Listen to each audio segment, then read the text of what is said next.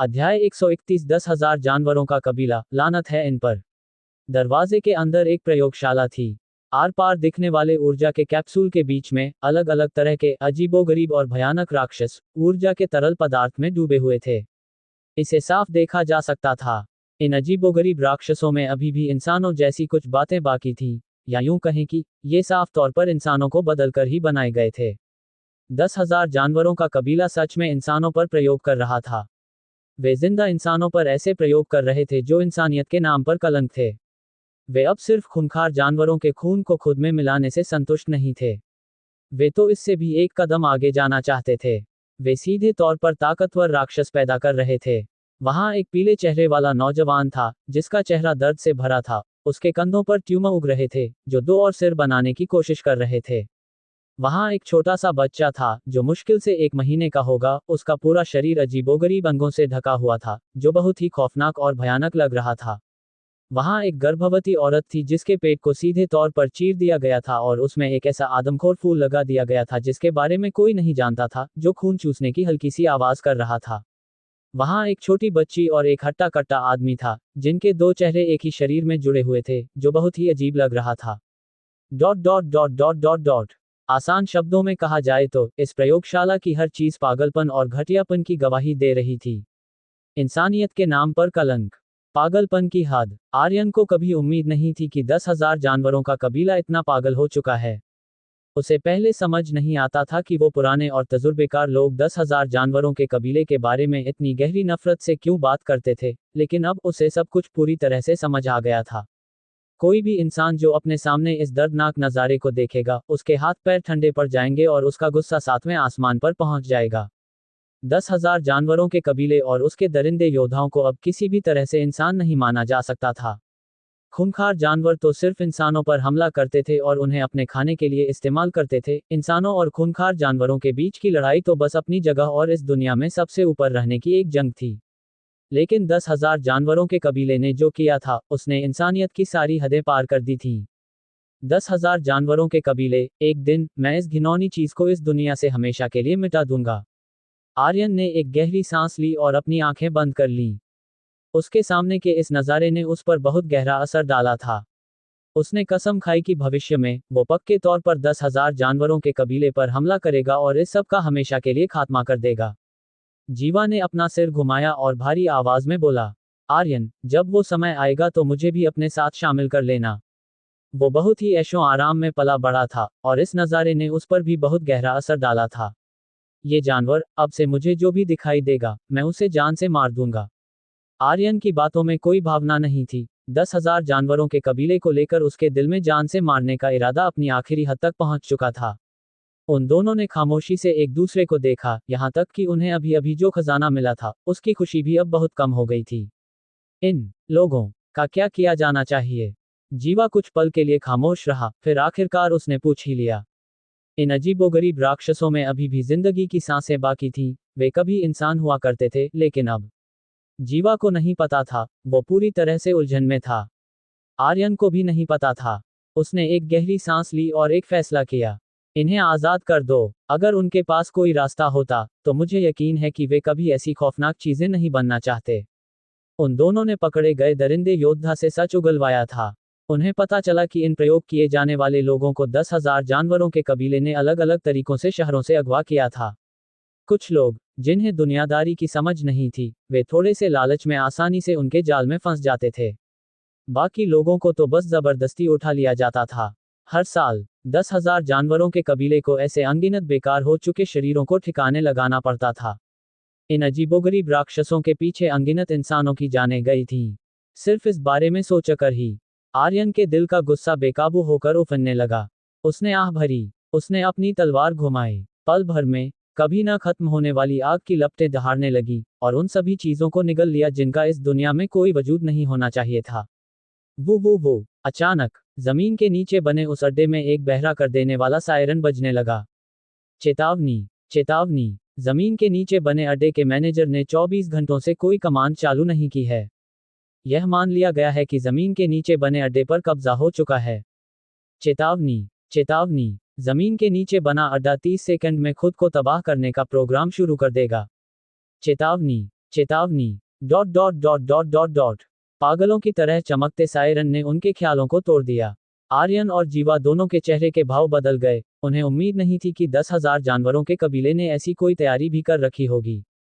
खुशकिस्मती से वे पहले ही खूंखार जानवरों के खून के खजाने को पूरी तरह से सोख चुके थे। उन दोनों ने एक दूसरे को देखा। हालांकि उन्हें बचे हुए खजाने का अफसोस था, लेकिन वे पहले ही सबसे बड़ा हिस्सा हासिल कर चुके थे, इसलिए बाकी चीजों से कोई फर्क नहीं पड़ता था। 30, 29, 28, dot dot dot dot dot dot. उल्टी गिनती जारी थी। आर्यन और जीवा ने अपने हाथ में पकड़े दरिंदे योद्धा को जमीन पर फेंक दिया। अपनी मौत का इंतजार कर। आर्यन ने गुस्से से ठंडी सांस ली। मौत को धीरे धीरे करीब आते देखना इस दरिंदे योद्धा को सीधे जान से मारने से कहीं ज्यादा बेहतर था। इस पल, इस दरिंदे योद्धा को लेकर उसका जान से मारने का इरादा अपनी आखिरी हद तक पहुंच चुका था। रहम करो, मुझ पर रहम करो। वो दरिंदा योद्धा डर के मारे रहम की भीख मांगने लगा। लेकिन आर्यन और जीवा ने अपनी चलने की तकनीक का इस्तेमाल किया और बिना पीछे देखे वहां से भाग निकले। जैसे ही वे घाटी से बाहर निकले, रंबल, जमीन के नीचे से एक बहुत ही खौफनाक कंपन महसूस हुआ, जो पहले वाली गुफा के ढहने से भी कहीं ज्यादा भयानक था। उफनती हुई आग की लपटों और धमाकों ने हर चीज को निगल लिया। इस शाखा के सारे पापों को पूरी तरह से जमीन के नीचे दफन कर दिया। धधकती हुई आग की लपटों को उठते हुए देखकर उन दोनों ने खामोशी से एक दूसरे को देखा। उन्हें अपनी भावनाओं को शांत करने के लिए थोड़े समय की जरूरत थी। काफी देर बाद जीवा ने ही सबसे पहले चुप्पी तोड़ी और बोला, आर्यन, अब तुम आगे कहाँ जाने वाले हो? आर्यन ने कहा, मैं इसी जंगली इलाके में खूंखार जानवरों का शिकार करना जारी रखूंगा। यह एक ऐसी चीज थी जिसके बारे में उसने बहुत पहले से सोच रखा था। अब उसके नवचक्र देवदानव शरीर ने पहले चक्र में छोटी कामयाबी हासिल कर ली थी और वो राजा स्तर तक पहुंच चुका था। अब उसका पूरा ध्यान अपनी ऊर्जा और खून के अभ्यास पर होना चाहिए। ऊर्जा और खून के अभ्यास को राजा स्तर तक पहुंचाने के लिए सबसे पहले ऊर्जा और खून की मात्रा 10,000 कैलोरी तक पहुंचनी चाहिए, जिसके आर्यन बहुत करीब था। और दबाव पोटेंशियल को समझने के मामले में आर्यन बहुत आगे था। अब उसे सिर्फ ताकत वाले कणों के गाढ़ेपन को पूरा करना था। आर्यन को इस बात की भी कोई चिंता नहीं थी। स्वर्ग द्वार में अपना स्तर पार करने के बाद उसकी रूह की ताकत एक आम इंसान से 4 गुना ज्यादा हो गई थी, जिससे ताकत वाले कणों के साथ तालमेल बिठाना और भी आसान हो गया था। उसके अंदाजे के हिसाब से इसमें ज्यादा समय नहीं लगेगा और मासिक परीक्षा से पहले वो यकीनन कामयाबी के साथ युद्ध राजा के स्तर तक पहुंच सकेगा। उस समय अपनी ऊर्जा और खून और अपने शरीर दोनों के युद्ध राजा स्तर तक पहुंचने के बाद उसे खुद भी नहीं पता था कि वो कितना खौफनाक हो जाएगा। जीवा ने धीरे से अपना सिर हिलाया। मैं कुछ समय के लिए अपने घर वापस जाने और पूरी लगन से अभ्यास करने का सोच रहा हूं, ताकि स्कूल शुरू होने से पहले मैं युद्ध राजा के स्तर तक पहुंच सकूं। स्कूल शुरू होने से पहले आर्यन ने अपनी भौहें चढ़ाईं। क्या तुमने भी इसी साल हाई स्कूल से पढ़ाई पूरी की है? हालांकि जीवा को इस बात का शक था, लेकिन आर्यन की बातों ने उसे फिर भी हैरान कर दिया। ऐसा दानव जैसा टैलेंट रखने वाला इंसान सच में उसी के साल का एक छात्र था। मैंने दक्षिण के Aryan martial arts high school में दाखिले के लिए अर्जी दी है। और तुमने? आर्यन के चेहरे के भाव बहुत ही अजीब हो गए। क्या इत्तेफाक है? वो जोर से हंसा। लगता है स्कूल शुरू होने के बाद हम दोनों एक ही स्कूल में होंगे। जीवा का चेहरा भी खुशी से चमक उठा। हालांकि उसने आर्यन के साथ ज्यादा समय नहीं बिताया था, लेकिन उसे लगा कि आर्यन एक ऐसा इंसान है जिससे दोस्ती की जा सकती है। तो फिर मुझे आर्यन से कहना होगा कि भविष्य में मेरा थोड़ा ध्यान रखे। वे दोनों एक दूसरे को देखकर जोर से हंसे। एक साथ मिलकर लड़ने के बाद उनके बीच बिना कुछ कहे ही एक बहुत अच्छी समझ बन गई थी। ठीक है आर्यन, अब हम यहाँ से अलग होते हैं। हम किसी दिन फिर मिलेंगे। जीवा ने आर्यन की पहचान के बारे में कुछ नहीं पूछा, ठीक वैसे ही जैसे आर्यन ने जीवा की पहचान के बारे में कुछ नहीं पूछा था। कभी कभी दोस्ती सच्चाई के बारे में होती है, किसी के रुतबे या हैसियत के बारे में नहीं। जीवा की जाती हुई पीठ को देखकर आर्यन ने अपना सिर हिलाया और हंसा। यह एक अच्छा दोस्त था। अब फिर से मैं अकेला ही हूँ। कड़ी मेहनत करो युद्ध राजा बनने की तरफ। वो लड़ने के जज्बे से भरा हुआ था। अध्याय 132 आत्मज्ञान। जंगली इलाका। एक बहुत ही खौफनाक लड़ाई चल रही थी। घने और पुराने जंगल में आसमान छूने वाले पुराने पेड़ों ने आसमान को ढक लिया था, जिससे सूरज की सिर्फ हल्की सी रोशनी ही अंदर आ पा रही थी। आर्यन ने आगे देखा, जहां एक लोहे की पीठ वाला चांदी का बाघ धीमी आवाज में दहाड़ रहा था। पिछले कुछ दिनों में ये तीसरा राजा स्तर का खूंखार जानवर था जिसका उसने सामना किया था। हालांकि यह एक श्रेणी का जंगली इलाका था, लेकिन राजा स्तर के खूंखार जानवर यहाँ इतने भी आम नहीं थे कि हर जगह मिल जाएं। उनका मिलना इतना आसान नहीं था। दहाड़, लोहे की पीठ वाला चांदी का बाघ आखिरकार उस भारी दबाव को बर्दाश्त नहीं कर पाया और उसने पहला हमला कर दिया। जब से आर्यन का नवचक्र देव दानव शरीर छोटी कामयाबी के स्तर तक पहुंचा था, इन खूंखार जानवरों पर उसका भारी दबाव बहुत ही खौफनाक हो गया था। राजा स्तर के खूंखार जानवरों के लिए भी इसे सहना मुश्किल था। बाघ जैसे खूंखार जानवरों में चांदी के बाघ एक खास तरह के जानवर होते थे, जो पूरी तरह से चांदी जैसे सफेद और रफ्तार में बहुत तेज होते थे। इस लोहे की पीठ वाले चांदी के बाघ का शरीर और भी ज्यादा खौफनाक था। वो हवा को चीरता हुआ चांदी जैसी सफेद बिजली की तरह आगे बढ़ा। पल भर में उसके पहने पंजे खून की महक के साथ आर्यन की आंखों तक पहुंच गए। ये जंगल का सबसे बड़ा शिकारी था। बिल्कुल सही समय। आर्यन ने कोई डर नहीं दिखाया, उसकी आंखें लड़ने के जज्बे से भरी थीं। पिछले कुछ दिनों से वो अपनी लड़ने की कलाओं को निखारने और अपने नवचक्र देव दानव शरीर को और मजबूत करने के लिए लगातार खूंखार जानवरों का शिकार कर रहा था। छोटी कामयाबी तो बस एक शुरुआत थी, आखिरी मुकाम से बहुत दूर। अब वो उसकी भयंकर ज्वाला तलवार, जो कि एक श्रेणी लड़ने की कला थी, वो पहले ही पूरी कामयाबी के स्तर तक पहुंचने वाली थी। ये तुम्हारी खुशकिस्मती है कि तुम मेरी भयंकर ज्वाला तलवार के पूरी कामयाबी तक पहुंचने की सीढ़ी बन रहे हो। आर्यन ने अपनी तलवार घुमाई और आग वाली तलवार की ऊर्जा और भी ज्यादा ठोस हो गई। तलवार पर तपती हुई आग इकट्ठा हो गई, जिसने उसकी मिश्रित धातु की युद्ध की तलवार को सीधा एक आग की तलवार में बदल दिया। पफ्ट, आग की तलवार चांदी के बाघ के पंजे से टकराई और लोहे की पीठ वाला चांदी का बाघ दर्द से दहाड़ा। अब आर्यन का शरीर सच में राजा स्तर तक पहुंच चुका था, और तलवार के एक आम वार में भी बहुत खौफनाक ताकत थी, तो फिर भयंकर ज्वाला तलवार चलाने पर क्या होगा, ये तो सोचने वाली बात थी। उसके सामने मौजूद ये लोहे की पीठ वाला चांदी का बाघ सिर्फ एक 2 सितारा राजा स्तर का खूंखार जानवर था, जो एक मध्य स्तर युद्ध राजा के बराबर था। आर्यन के लिए ये थोड़ा सा दबाव था, लेकिन बहुत ज्यादा नहीं। बूम! उसने बहुत खौफनाक ताकत के साथ एक मुक्का मारा, मानो कोई छोटा पहाड़ नीचे गिर रहा हो। चांदी के बाघ के पहने पंजों पर चांदी जैसी रोशनी चमक उठी, क्योंकि उसके खून की पैदाइशी ताकत इकट्ठा हो रही थी। लेकिन बदकिस्मती से ये पंजे, जो भी श्रेणी मिश्रित धातु के युद्ध कवच को चीरने की ताकत रखते थे, आर्यन के मुके पर एक खरोंच तक नहीं लगा पाए। छोटी कामयाबी तक पहुंचने के बाद उसका शरीर बहुत ही सख्त हो गया था। उसके ऊपर मौजूद ऊर्जा और खून की आग के साथ मिलकर उसके बचाव को तोड़ना इतना आसान नहीं था। लोहे की पीठ वाला चांदी का बाघ पूरी तरह से दब गया था। उसके पास विरोध करने का कोई मौका नहीं था। आर्यन को उसे मारने की कोई जल्दी नहीं थी। अभ्यास करने के लिए ऐसा शानदार जोड़ीदार आसानी से नहीं मिलता था। वो लगातार भयंकर ज्वाला तलवार चलाता रहा और धीरे धीरे इस तलवार की तकनीक के गहरे अर्थ को समझने लगा। एक बार, 2 बार, डॉट डॉट डॉट। आर्यन ने अपनी समझ से तलवार चलानी शुरू कर दी। उसे लग रहा था कि यह हालत सबसे ज्यादा सुकून देने वाली थी। आग, कहर, हर चीज को निगल लेना। अनजाने में ही आर्यन एक बहुत ही शानदार हालत में पहुंच गया। उसे लगा कि तलवार का हर एक वार बिल्कुल सही पड़ रहा है, जो बहुत ही संतुष्टि देने वाला था। यह एक आत्मज्ञान था, एक ऐसी हालत जिसमें सिर्फ कुछ खास मौकों पर ही पहुंचा जा सकता था। एक बार आत्मज्ञान की हालत में पहुंचने के बाद, लड़ने की कलाओं को समझने की रफ्तार बहुत तेज हो जाती है। ये हालत बहुत ही नायाब थी और हर कोई इसे पाना चाहता था। लोहे की पीठ वाला चांदी का बाघ और भी ज्यादा डरने लगा, क्योंकि उसे अपने सामने वाले इंसान से एक बहुत ही अजीब ताकत महसूस हो रही थी। वो ताकत मानो सीधा उसकी रूह पर चोट कर रही थी, जिससे उसकी रूह कांप उठी। इस पल आर्यन को सिर्फ अपनी भयंकर ज्वाला तलवार तेजी से आगे बढ़ती हुई ही महसूस नहीं हुई, बल्कि उसकी तलवार का दबाव भी बदल रहा था। एक रहस्यमयी ताकत जन्म ले रही थी। तलवार का इरादा भयंकर ज्वाला तलवार से पैदा हुआ, आग वाली तलवार का इरादा। तलवार का इरादा, ये युद्ध सम्राट स्तर के ताकतवर इंसानों के लिए एक चाबी जैसा था। एक बार जब तलवार के इरादे को समझ लिया जाता है, तो इसका मतलब था कि भविष्य में युद्ध सम्राट बनने के रास्ते की रुकावट बहुत कम हो जाएगी। और आर्यन अब लगातार इसी कदम की तरफ आगे बढ़ रहा था। एक के बाद एक वार, वो अपनी तलवार के साथ पूरी तरह से एक हो चुका था। लोहे की पीठ वाला चांदी का बाघ भागना चाहता था, लेकिन वो उस रहस्यमयी ताकत से घिर चुका था और बिल्कुल भी नहीं भाग सकता था। वो बस आर्यन की तलवार के नीचे डर से कांपते हुए अपनी जान बचाने की कोशिश कर सकता था।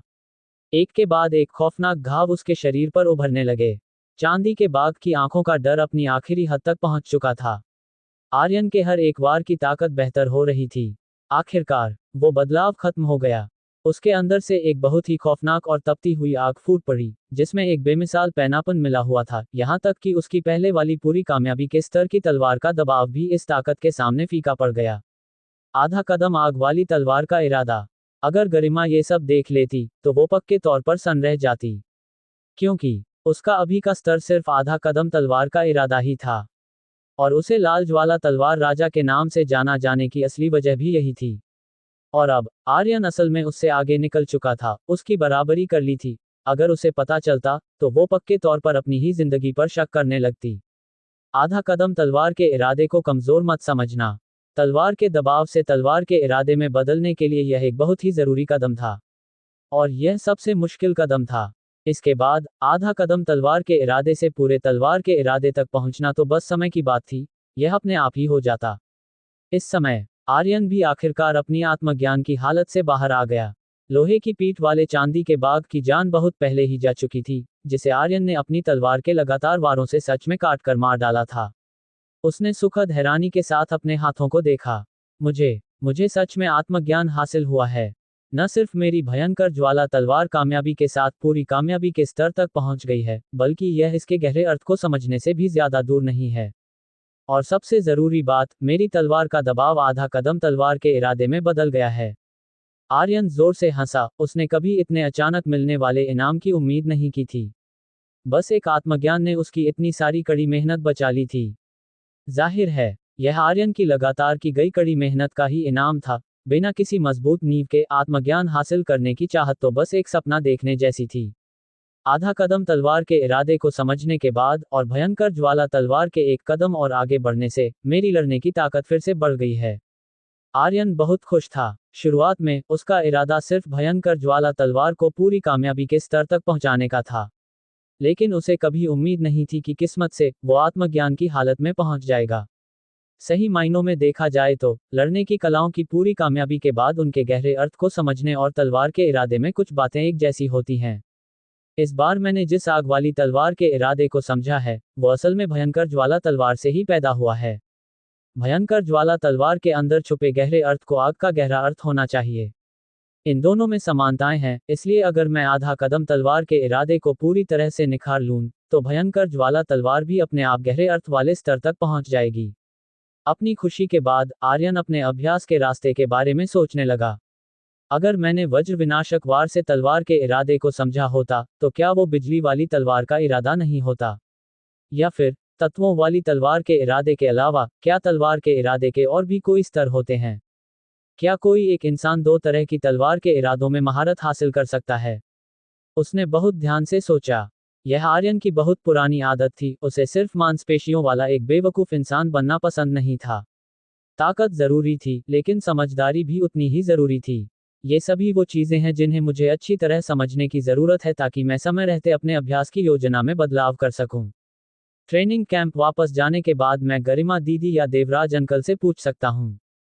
उसने धीरे से अपना सिर हिलाया।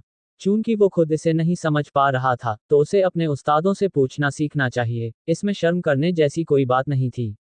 आर्यन की आंखें खुशी से भरी थीं। अब मैं तत्वों वाले कणों को पूरी तरह से समझूंगा। एक बार जब उनका गाढ़ापन सही स्तर तक पहुंच जाएगा, तो मैं युद्ध राजा बनने के रास्ते पर आगे बढ़ सकता हूं। एक बार जब उसकी ऊर्जा और खून का अभ्यास युद्ध राजा के स्तर तक पहुंच जाएगा, तो आर्यन की ताकत एक बहुत ही खौफनाक छलांग लगाएगी। अध्याय 133 युद्ध राजा के स्तर को पार करना। लोहे की पीठ वाले चांदी के बाघ के खून को सोखने के बाद आर्यन के नवचक्र देव दानव शरीर में एक बहुत बड़ा सुधार हुआ था। नवचक्र देव दानव शरीर का अभ्यास बहुत ही रहस्यमय है।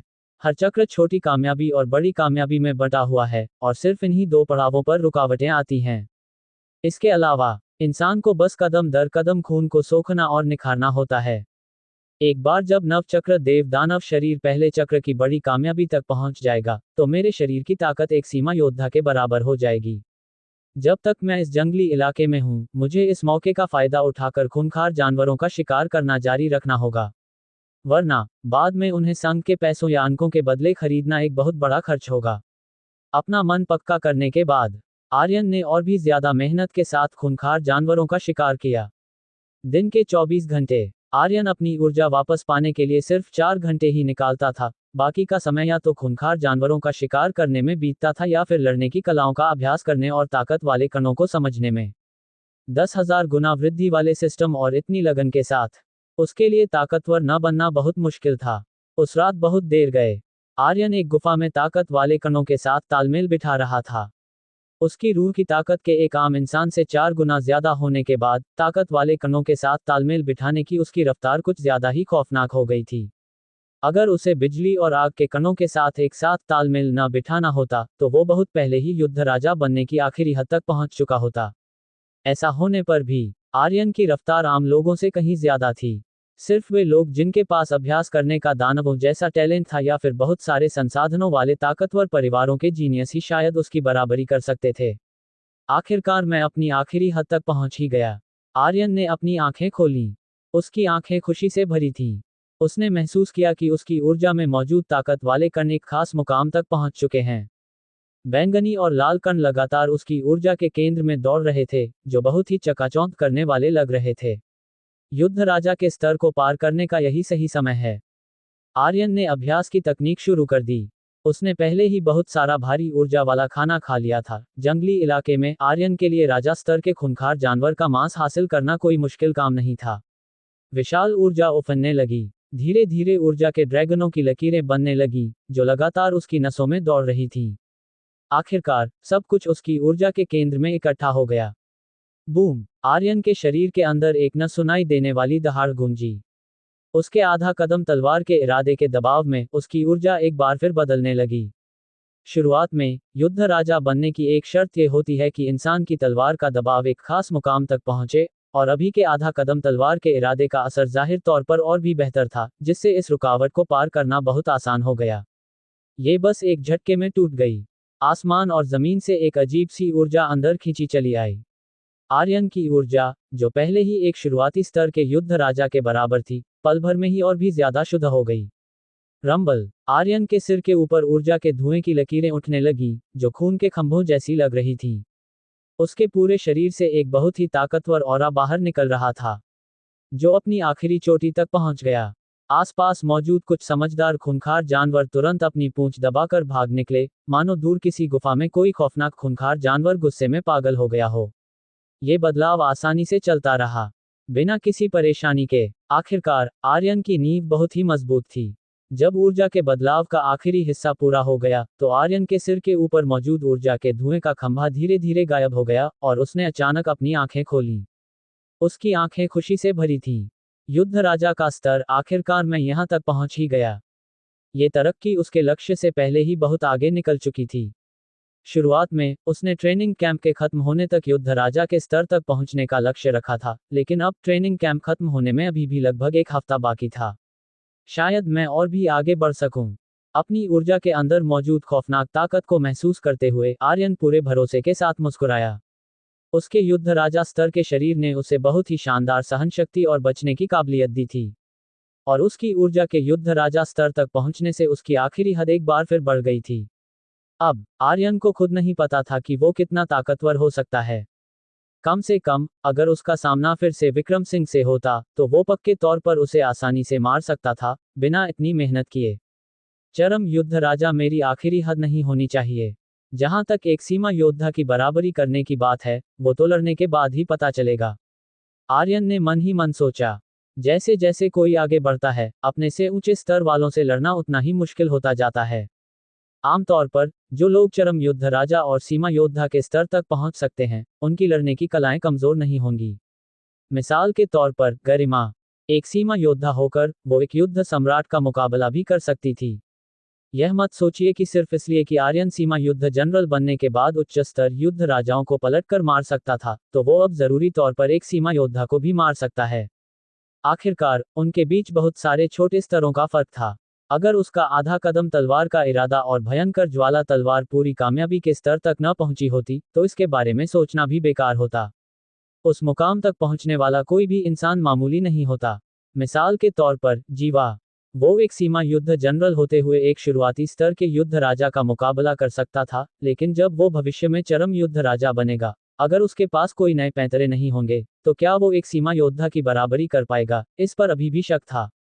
और तो और सीमा योद्धा का छोटा स्तर पैदाइशी तौर पर सबसे बड़ा फासला रखता है। इसके अंदर कमजोर और ताकतवर के बीच का फर्क भी बहुत बड़ा होता है। हालांकि चाहे जो भी हो, आर्यन की अभी की ताकत पहले ही एक ऐसे मुकाम तक पहुंच चुकी थी जिसके बारे में आम लोग सोच भी नहीं सकते थे। उसे याद आया कि 1 महीने पहले वरुण ने उससे कहा था कि जब वो युद्ध जनरल बन जाए तो वो उससे आकर मिले। वो मुस्कुराए बिना नहीं रह सका। किसने सोचा होगा कि वो अब युद्ध राजा के स्तर को पार कर लेगा। तलवारधारी सिकंदर, जो कभी उसकी नजरों में पहुंच से बाहर था, अब उतना दूर नहीं लग रहा था। तलवारधारी, स्कूल में दाखिला लेने के बाद मैं वहां जाने के लिए समय निकालूंगा। मुझे जल्द से जल्द वज्र विनाशक वार का दूसरा हिस्सा भी हासिल करना होगा, और फिर तीसरा और चौथा हिस्सा। अभी जैसे जैसे आर्यन की ताकत बढ़ रही थी, वज्र विनाशक वार, जो शुरुआत में एक जानलेवा वार था, धीरे धीरे एक आम हमले का तरीका बन गया था, और यहाँ तक कि पीछे भी छूटने लगा था। मुझे और भी ए श्रेणी लड़ने की कलाओं का अभ्यास करना होगा, यहाँ तक कि एस श्रेणी लड़ने की कलाओं का भी। तभी मैं लगातार अपने स्तर से कहीं ज्यादा लड़ने की ताकत बनाए रख पाऊंगा। आर्यन ने मन ही मन हिसाब लगाया। हमेशा से ही उसकी लड़ने की ताकत का एक बहुत बड़ा हिस्सा बहुत ऊंचे स्तर की लड़ने की कलाओं से आता था, इसलिए वो इस चीज को नजरअंदाज नहीं कर सकता था। उसे कोई जल्दी भी नहीं थी। ट्रेनिंग कैंप में अभी भी कुछ समय बाकी था, जो उसके लिए 1 या 2 और श्रेणी लड़ने की कलाएं हासिल करने के लिए काफी था। आर्यन खड़ा हो गया। उसने आलस से अंगड़ाई ली। चाहे जो भी हो, जंगली इलाके का ये सफर पूरी तरह से कामयाब रहा। उसके होंठों पर एक मुस्कान आ गई। वो शुरुआत में सिर्फ 3 पत्तियों वाले सर्प फूल के लिए आया था, उसने कभी इतने सारे फायदों की उम्मीद नहीं की थी। उसका शरीर और उसकी ऊर्जा दोनों ही राजा स्तर तक पहुंच चुके थे, और उसने आधा कदम तलवार का इरादा भी समझ लिया था। अभी का आर्यन बाहर आने से पहले के मुकाबले उसकी ताकत में जमीन आसमान का फर्क आ चुका था। मैं 2 दिन और खूंखार जानवरों का शिकार करूंगा, फिर मैं ट्रेनिंग कैंप वापस जाने और आखिरी मासिक परीक्षा में हिस्सा लेने की तैयारी कर सकता हूं। अपना मन पक्का करने के बाद आर्यन ने आराम करने के लिए अपनी आंखें बंद कर लीं। स्तर पार करने में बहुत सारी ऊर्जा खर्च हुई थी, इसलिए उसे खुद को थोड़ा संभालने की जरूरत थी। हालांकि जल्द ही उसकी योजना बीच में ही टूट गई। उसने आंखें बंद किए हुए 15 मिनट भी नहीं हुए थे कि उसके फोन के सायरन की बीप की आवाज गूंज उठी। आर्यन ने हैरानी से अपनी आंखें खोलीं। ये हैरानी की बात थी कि गरिमा का फोन था। गरिमा दीदी, क्या बात है? उसने हैरानी से पूछा। वीडियो के दूसरी तरफ गरिमा काले रंग के युद्ध के कवच में थी। उनके चेहरे के भाव बहुत ही ठंडे थे, और उनकी आंखों में बेचैनी की एक झलक थी। आर्यन, ट्रेनिंग कैंप की मासिक परीक्षा समय से पहले शुरू हो गई है, जल्दी वापस आओ।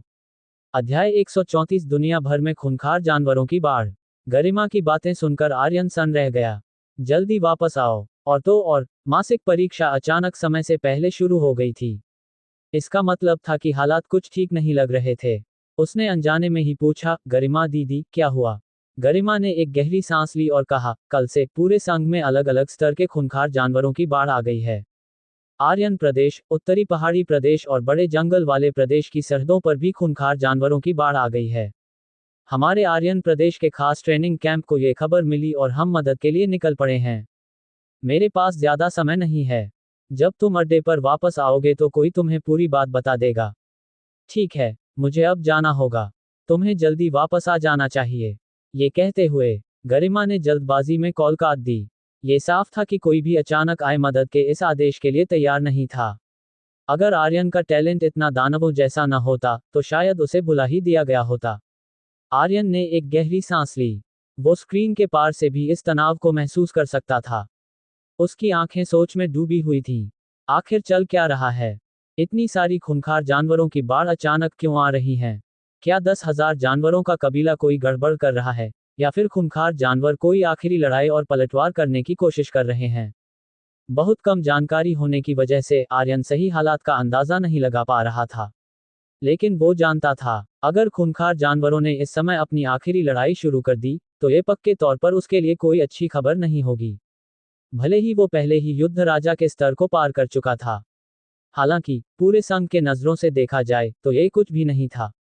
बाजी पलटने की ताकत रखने के लिए किसी को युद्ध सम्राट या उससे भी ऊपर का कोई वजूद होना चाहिए। मुझे उम्मीद है कि हालात इतने खराब नहीं होंगे। आर्यन बुदबुदाया। उसके दिल में एक बेचैनी सी उठने लगी। जब उसे देवराज से पता चला था कि संघ अभी कई और दशकों तक टिक सकता है, तो उसने सोचा था कि उसके पास आगे बढ़ने के लिए बहुत समय है। लेकिन अब ऐसा पक्का नहीं लग रहा था। हालांकि संघ सच में टिक सकता था, लेकिन असली बात यह थी कि खूंखार जानवर शायद इंतजार करने को तैयार न हो। अभी का सबसे जरूरी काम यही है कि जल्द से जल्द ट्रेनिंग कैंप वापस जाकर पता लगाया जाए कि आखिर हुआ क्या है। ये सोचकर आर्यन की अब और खूंखार जानवरों का शिकार करने की कोई इच्छा नहीं थी। उसने जल्दी से अपनी लूट का माल समेटा और तुरंत ट्रेनिंग कैंप की तरफ दौड़ पड़ा। उसके पीछे थंडर विंग फ्लैश चमका और आर्यन आसमान में उड़ चला। उसकी ऊर्जा और खून के युद्ध राजा के स्तर तक पहुंचने के बाद और उसके पूरी कामयाबी वाले थंडर विंग फ्लैश के साथ उसके हवा में तैरने की दूरी एक आम युद्ध राजा से कहीं ज्यादा हो गई थी। उसे जाने में 2 दिन लगे थे, लेकिन वापस आते समय आर्यन की रफ्तार बहुत तेज थी और उसने 1 दिन से भी कम समय में ट्रेनिंग कैंप के अड्डे की झलक देख ली। इस पल आर्यन अनगिनत सवालों से घिरा हुआ था।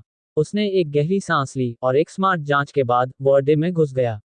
अड्डे में घुसते ही वो सन्न रह गया। उसने देखा कि अड्डा खाली था। जो छात्र आमतौर पर हर जगह दिखाई देते थे, वे सब गायब हो चुके थे और सिर्फ कभी कभी गश्त लगाने वाले सैनिक ही उसे इंसानों के होने का एहसास दिला रहे थे। ये बहुत ही सूना लग रहा था। सिर्फ 1 दिन में हर कोई मदद के लिए जा चुका है। लगता है हालात सच में बहुत गंभीर हैं। आर्यन बहुत हैरान था। उसने अपनी चलने की तकनीक का इस्तेमाल किया और तेजी से बीच वाले इलाके की तरफ बढ़ा। वहां कुछ संदेश और कालेबाज जैसे लड़ाकू विमान ब्लैक हॉक फाइटर्स छोड़े गए थे, ताकि आर्यन हालात को समझ सके और जल्दी से लड़ाई के मैदान में पहुंच सके। रास्ते में आखिरकार उसे कुछ छात्र मिल ही गए। ये कुछ लोग अलग अलग वजहों से कुछ समय के लिए फंस गए थे और अगले जत्थे में जाने की तैयारी कर रहे थे। वे सभी आर्यन को देखकर बहुत खुश हुए। आर्यन देवता, क्या आप भी अभी वापस आए हैं?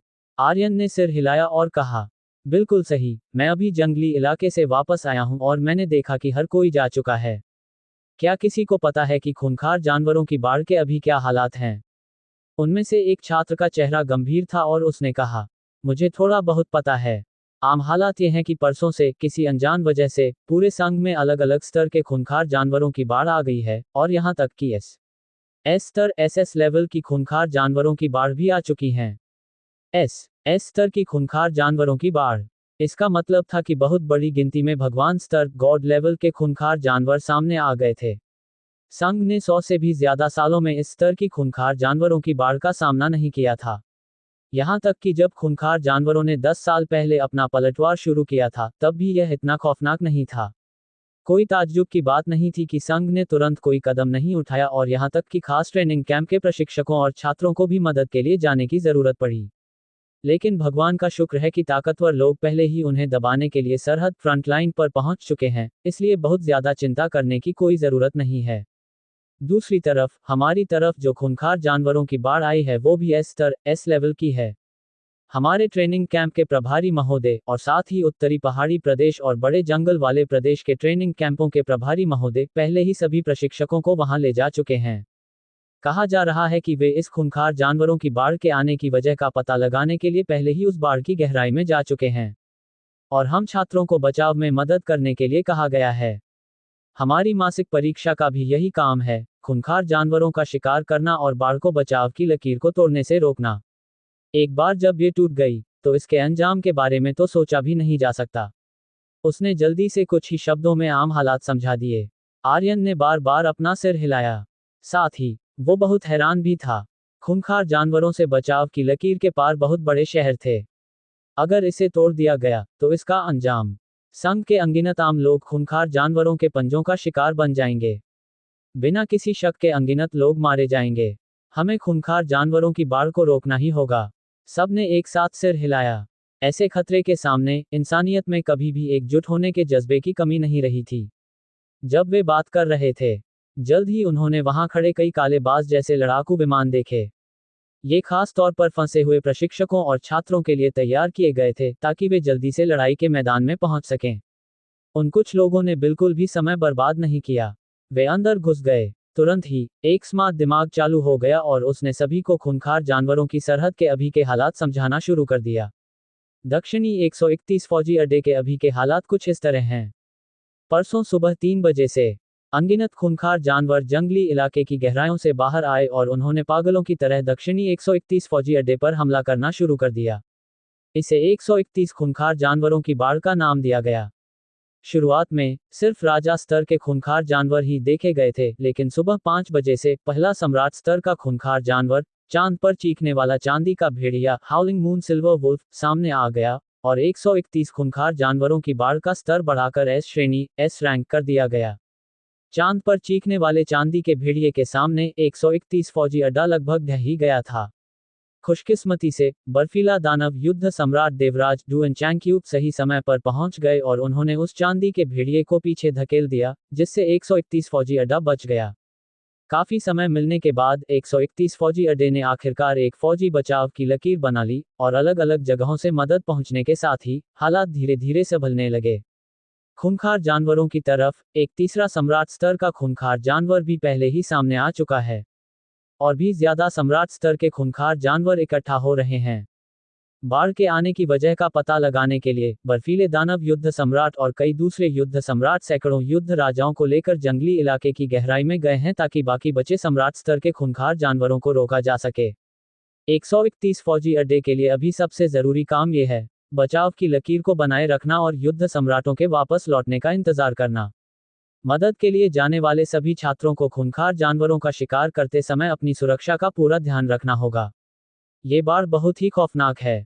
जिंदा बचो और तुम मासिक परीक्षा पास कर लोगे। ... जैसे जैसे जानकारी का हर एक हिस्सा बताया जा रहा था, आर्यन के चेहरे के भाव और भी ज्यादा गंभीर होते जा रहे थे और स्मार्ट दिमाग ने सरहद के ताज़ा हालात दिखाने शुरू कर दिए। फुटेज में खूंखार जानवर किसी बाढ़ की तरह आसमान की तरफ दहाड़ रहे थे। अध्याय 135 पागलपन भरा हमला। इसे साफ देखा जा सकता था।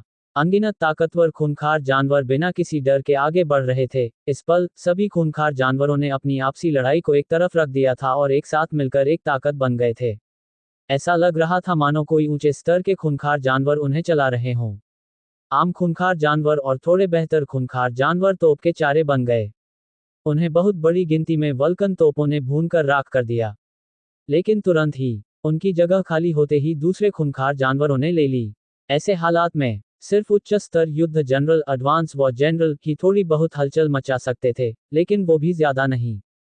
खौफनाक और बिना किसी निशाने के हो रहे लेजर बीम के हमलों का सामना करते हुए खंभे जैसे रास्ते बन गए और इन रास्तों में मौजूद उच्च स्तर युद्ध जनरल भी उनके अंदर मौजूद खौफनाक ऊर्जा से छल्ली होकर टुकड़ों में बढ़ गए।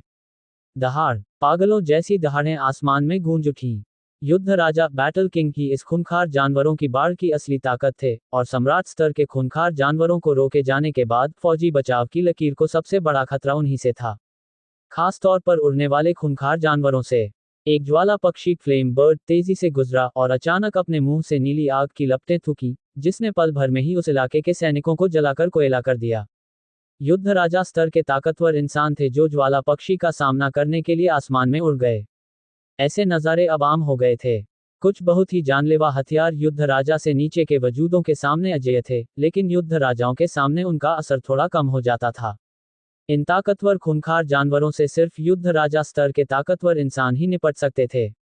लड़ाई के खौफनाक नज़ारों ने सभी छात्रों के दिलों को झकझोर कर रख दिया। वल्कन तोपों और लेजर बीम जैसे भारी हथियारों की पहली लहर के बाद अब मार्शल आर्टिस्ट्स के मैदान में उतरने की बारी थी। उन्होंने अपने ट्रेनिंग कैंप के दोस्तों को भी बिना अपनी जान की परवाह किए लड़ते देखा। इस पल हर छात्र ने अपनी मुट्ठी भींची। यह एक असली लड़ाई थी, कोई आभासी दुनिया की नकली लड़ाई नहीं। अगर वे मरे तो वे सच में मर जाएंगे। हालांकि कोई भी डरा हुआ या घबराया हुआ नहीं था। संघ ने उन्हें तैयार करने में बहुत कुछ खर्च किया था और अब जाहिर तौर पर उनके लिए संघ का कर्ज चुकाने का समय आ गया था। खुशकिस्मती से देवराज डुएन चैंक्यू अंकल और बाकी लोग जंगली इलाके की गहराई में गए और ज्यादातर युद्ध राजा और सम्राट स्तर के खूंखार जानवरों को रोक लिया, वरना इसका अंजाम बहुत ही खौफनाक होता और 131 फौजी अड्डा शायद टिक नहीं पाता। आर्यन ने एक गहरी सांस ली और उन इंसानों और खूंखार जानवरों को देखा जो पहले ही एक दूसरे से लड़ना शुरू कर चुके थे। जल्द ही वे भी इस लड़ाई के मैदान में शामिल हो जाएंगे। उसने अपने दिल में बढ़ रहे लड़ने के जज्बे को दबाया और आराम करने के लिए अपनी आंखें बंद कर लीं। जंगली इलाके से पूरी रफ्तार से ट्रेनिंग कैंप वापस आने की वजह से वो थोड़ा थक गया था, इसलिए आर्यन को ये पक्का करना था कि सरहद फ्रंटलाइन पर पहुंचते ही वो तुरंत लड़ाई में कूदने के लिए तैयार रहे। Dot dot dot dot dot dot 131 फौजी अड्डे की सरहद। विशाल और बाकी दोनों बिना अपनी जान की परवाह किए लड़ रहे थे। हालांकि उनकी ताकत बहुत तेजी से बढ़ी थी और वे युद्ध जनरल के स्तर तक पहुंचने ही वाले थे, लेकिन खूंखार जानवरों की इस आसमान फाड़ देने वाली बाढ़ के सामने वे अभी भी चींटियों की तरह कमजोर थे। खुशकिस्मती से वे सिर्फ किनारे पर ही थे और वहां बहुत कम उच्च स्तर युद्ध जनरल थे। मुझे हैरानी है कि आर्यन भाई वापस आ पाए हैं या नहीं। समय बहुत कम था, इसलिए हमारे पास उन्हें खबर देने का भी समय नहीं था। विशाल ने एक थोड़े बेहतर खूंखार जानवर को मुक्का मारकर चकनाचूर कर दिया और अपने गंजे सिर से खून पोंछा। कोई रास्ता नहीं था, हमारे सभी फोन के सिग्नल काट दिए गए थे। फौजी सरहद के हालात बाहर नहीं बताए जा सकते, लेकिन आर्यन भाई रास्ते में ही होंगे, वरुण ने हाँफते हुए कहा। मैंने सुना है कि दीपेश, जो प्रशिक्षक गरिमा के नीचे है, उसने कहा था कि प्रशिक्षक गरिमा ने आर्यन भाई को खबर दे दी है। यह अच्छी बात है। जंगली इलाका अब बहुत खौफनाक हो गया है। अगर आर्यन भाई की तरफ भी खूंखार जानवरों की बाढ़ आ गई होती तो वो खत्म हो जाते। रमन ने राहत की सांस ली, फिर आगे कहा, भाइयों चलो और जोर लगाते हैं। खूंखार जानवरों की बाढ़ की यह लहर जल्द ही खत्म हो जाएगी। वे खून और मिट्टी से सने हुए थे और इतनी देर तक लड़ने के बाद उनकी ऊर्जा बहुत कम हो गई थी और वे काफी थक चुके थे। लेकिन और कोई रास्ता नहीं था। इस पल वे सिर्फ अपने दांत पीसकर ही लड़ सकते थे। चाहे वे एक दूसरे को जानते हो या नहीं, इस पल हर कोई एक दूसरे का साथी था। वे एक दूसरे का ध्यान रख रहे थे। आसपास हर जगह आर्यन प्रदेश के खास ट्रेनिंग कैंप के जीनियस थे, लेकिन कई नए चेहरे भी थे। कुछ बाकी दो प्रदेशों के खास ट्रेनिंग कैंप के जीनियस थे, कुछ फौज के सैनिक थे और कुछ अलग अलग मार्शल आर्ट स्कूलों के आजाद मार्शल आर्टिस्ट थे। हालांकि संघ ने हमेशा से ही आम लोगों से कुछ जरूरी जानकारी छुपाई थी। ऊंचे स्तर के मार्शल आर्टिस्ट्स के बीच ये कोई राज नहीं थे। जो लोग साल भर जंगली इलाके में शिकार करते थे, वे भी खूंखार जानवरों की अजीब हलचलों को भांप सकते थे। इस नाजुक पल में कई आजाद मार्शल आर्टिस्ट्स को भी बुलाया गया था। इस पल, चाहे उनकी पहचान जो भी हो, सभी मार्शल आर्टिस्ट्स का सिर्फ एक ही लक्ष्य था, और वो था 131 फौजी अड्डे की सरहद की पूरी तरह से रक्षा करना। मारकाट जारी रही, खूंखार जानवर लगातार मर रहे थे और इंसान खूंखार जानवरों का शिकार बन रहे थे। इस बहुत बड़े जंगली इलाके में सबसे पुरानी और खौफनाक लड़ाई चल रही थी। ये नज़ारा बहुत ही दर्दनाक था। पूरा जंगली इलाका एक मांस काटने वाली मशीन में बदल गया था, जो बहुत ही खौफनाक था। आखिरकार आसमान से खूंखार जानवर की एक खौफनाक दहाड़ के साथ जो हर तरफ फैल गई, मानो कोई इशारा हो। सभी खूंखार जानवर अनगिनत लाशें छोड़ने के बाद किसी बाढ़ की तरह पीछे हट गए। ये लानती जानवर, ये अपनी मर्जी से आते हैं और जाते हैं।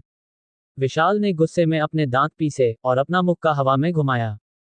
थोड़े ही समय में कई जाने पहचाने चेहरे लड़ाई में मारे जा चुके थे। इससे वो चाहता था कि वो इन खूंखार जानवरों के टुकड़े टुकड़े कर दे, और उसके अंदर पागलपन की एक लहर बहुत जोर से उठने लगी। अभी के लिए फौजी अड्डा पूरी तरह से बचाव की हालत में था। अगर उनके पास इतने सारे भारी हथियार न होते तो वो बहुत पहले ही ढह चुका होता। वरुण ने एक गहरी सांस ली और कहा, ये जानवर साफ तौर पर किसी मकसद से हमला कर रहे हैं। ऐसा लग रहा है कि वे हमें रोककर रखना चाहते हैं। रमन ने अपनी बात जोड़ी। उनमें से कोई भी बेवकूफ नहीं था, उन्हें ये बात समझ आ गई थी। इस खूंखार जानवरों की बाढ़ के आने का मकसद पक्के तौर पर बहुत ही खौफनाक है। प्रभारी देवराज अंकल का तरीका बिल्कुल सही है। हमें खूंखार जानवरों की बाढ़ के आने की असली वजह का पता लगाना ही होगा।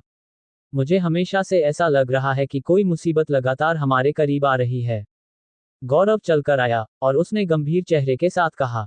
एक तलवारबाज होने के नाते उसकी समझ उसे आम लोगों से ज्यादा समझदार बनाती थी। चाहे जो भी हो, उन चीजों के बारे में अभी हम कुछ नहीं कर सकते। जब मुसीबत आएगी तो बड़े लोग उसे संभाल लेंगे। हमें बस अपना काम करना है और इस बचाव की लकीर को टूटने नहीं देना है। आखिरकार विशाल ने ही उनके बीच की चुप्पी तोड़ी। चलो चलते हैं, हमें आराम करने की जरूरत है। कौन जानता है कि अगली खूंखार जानवरों की बाढ़ कब आ जाए। वे अपने थके हुए शरीरों को घसीटते हुए फौजी अड्डे पर वापस चले गए। आराम करने के लिए हर एक पल का इस्तेमाल कर रहे थे। खूंखार जानवरों की बाढ़ के पूरी तरह से पीछे हटने से पहले हर किसी की रूह कांप रही थी और किसी में भी आराम करने की हिम्मत नहीं थी। शाम, सूरज पहले ही ढल चुका था और धीरे धीरे रात ने धरती को अपनी चादर में लपेट लिया। अंधेरा गहरा होता गया। सिर्फ ट्रेनिंग कैंप की सर्चलाइटें ही लगातार घूम रही थीं, ताकि खूंखार जानवरों के अचानक होने वाले हमलों से बचा जा सके। इस पल जिन मार्शल आर्टिस्ट्स ने पूरा दिन लड़ाई की थी, उन्हें आखिरकार आराम करने का थोड़ा समय मिल ही गया। खाना खाने के बाद उनके शरीर की ताकत कुछ हद तक वापस आ गई थी। हालांकि जैसे ही हर कोई बेफिक्र हुआ, उन्हें फौजी अड्डे पर हवाई हमले का सायरन पागलों की तरह बजते हुए सुनाई दिया। वो रात के आसमान में बहरा कर देने वाला लाल सायरन चमकने लगा, जिसने हर किसी को चौंका कर जगा दिया। सभी मार्शल आर्टिस्ट्स ध्यान दें, खूंखार जानवरों की बाढ़ आ रही है। सिर्फ कुछ ही घंटों के बाद खूंखार जानवरों की दूसरी बाढ़ फिर से आ गई थी। अध्याय 136 राजा स्तर का अजनबी। रात घिर आई थी। खूंखार जानवरों ने दिन के मुकाबले कहीं ज्यादा खौफनाक हमला बोल दिया था। एक के बाद एक जानवर बिना किसी डर के आगे बढ़ रहे थे। उनके अचानक आ धमकने से सभी मार्शल आर्टिस्ट सन्न रह गए थे। ऐसा इसलिए था क्योंकि खूंखार जानवरों की बाढ़ के पिछले तरीकों को देखते हुए इस बाढ़ के टकराने का समय अभी नहीं होना चाहिए था। लानत है, खूंखार जानवरों की बाढ़ के टकराने का समय फिर से कम हो गया है। क्या इन जानवरों को सच में आराम की जरूरत नहीं है? मेरे पीछे आओ और मारो। जल्दी जल्दी जल्दी, खाली जगह को भरो, उन्हें अंदर मत घुसने दो। सब लोग, और जोर लगाओ। अगर एक बार कोई खाली जगह बन गई, तो बाद में बहुत मुसीबत हो जाएगी। मार्शल आर्टिस्ट्स गुस्से में गालियां दे रहे थे, लेकिन फिर वे तुरंत ही बचाव की खौफनाक लड़ाई में कूद पड़े। हमेशा की तरह जमीन को सबसे पहले वल्कन तोपों और लेजर बीम से साफ किया गया, और फिर मार्शल आर्टिस्ट्स लड़ने के लिए आगे बढ़े। घुप अंधेरी रात में सिर्फ चांद की रोशनी थी। बहुत कम दिखाई देने की वजह से मार्शल आर्टिस्ट्स को और भी ज्यादा नुकसान उठाना पड़ा। कभी कभी कोई सर्चलाइट उस नज़ारे को रोशन कर देती, जिससे एक एक करके गिरते हुए मार्शल आर्टिस्ट्स दिखाई दे जाते। हालात बहुत ही दर्दनाक थे। विशाल और बाकी लोग अपनी जान की बाजी लगाकर लड़ रहे थे, और अनजाने में ही लगातार पीछे हटते जा रहे थे। गौरव की तलवार की ऊर्जा बहुत ही पैनी थी, जो उनका बहुत सारा दबाव कम करने में मदद कर रही थी, वरना विशाल समेत वे तीनों पक्के तौर पर इतनी आसानी से नहीं टिक पाते। अचानक गौरव की आंखें डर से फटी की फटी रह गईं। वो रात के आसमान को घूर रहा था।